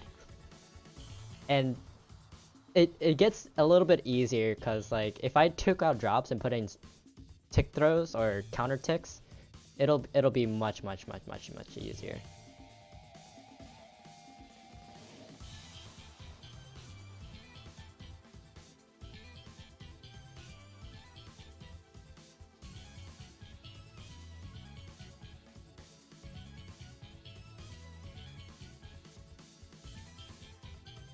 Just use machine learning? Dude, okay, first of all, I'm not a programmer. Okay?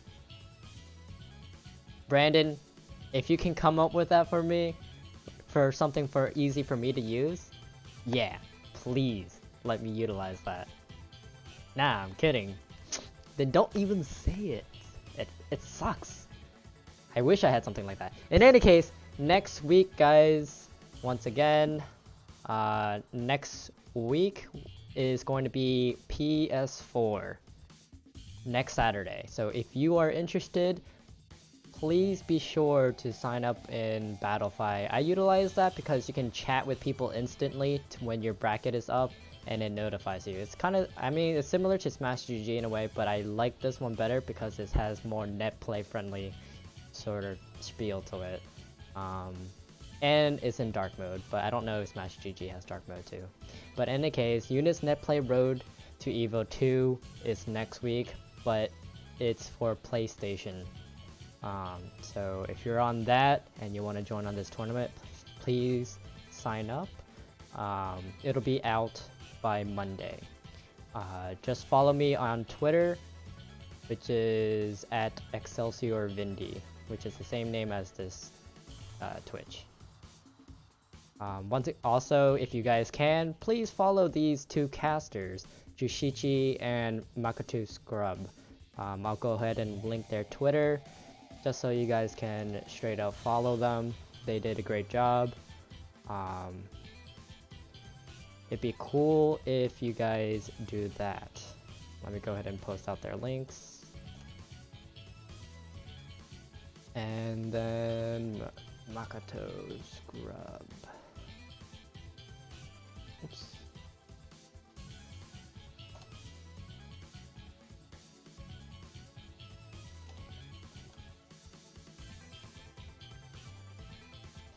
Alright, so thank you guys once again for watching this stream. I'll go ahead and host.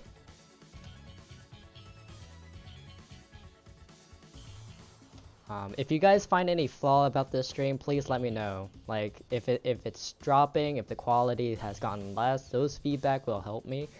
Because I think they changed something with OBS or Twitch for some reason, because it used to be really good in quality.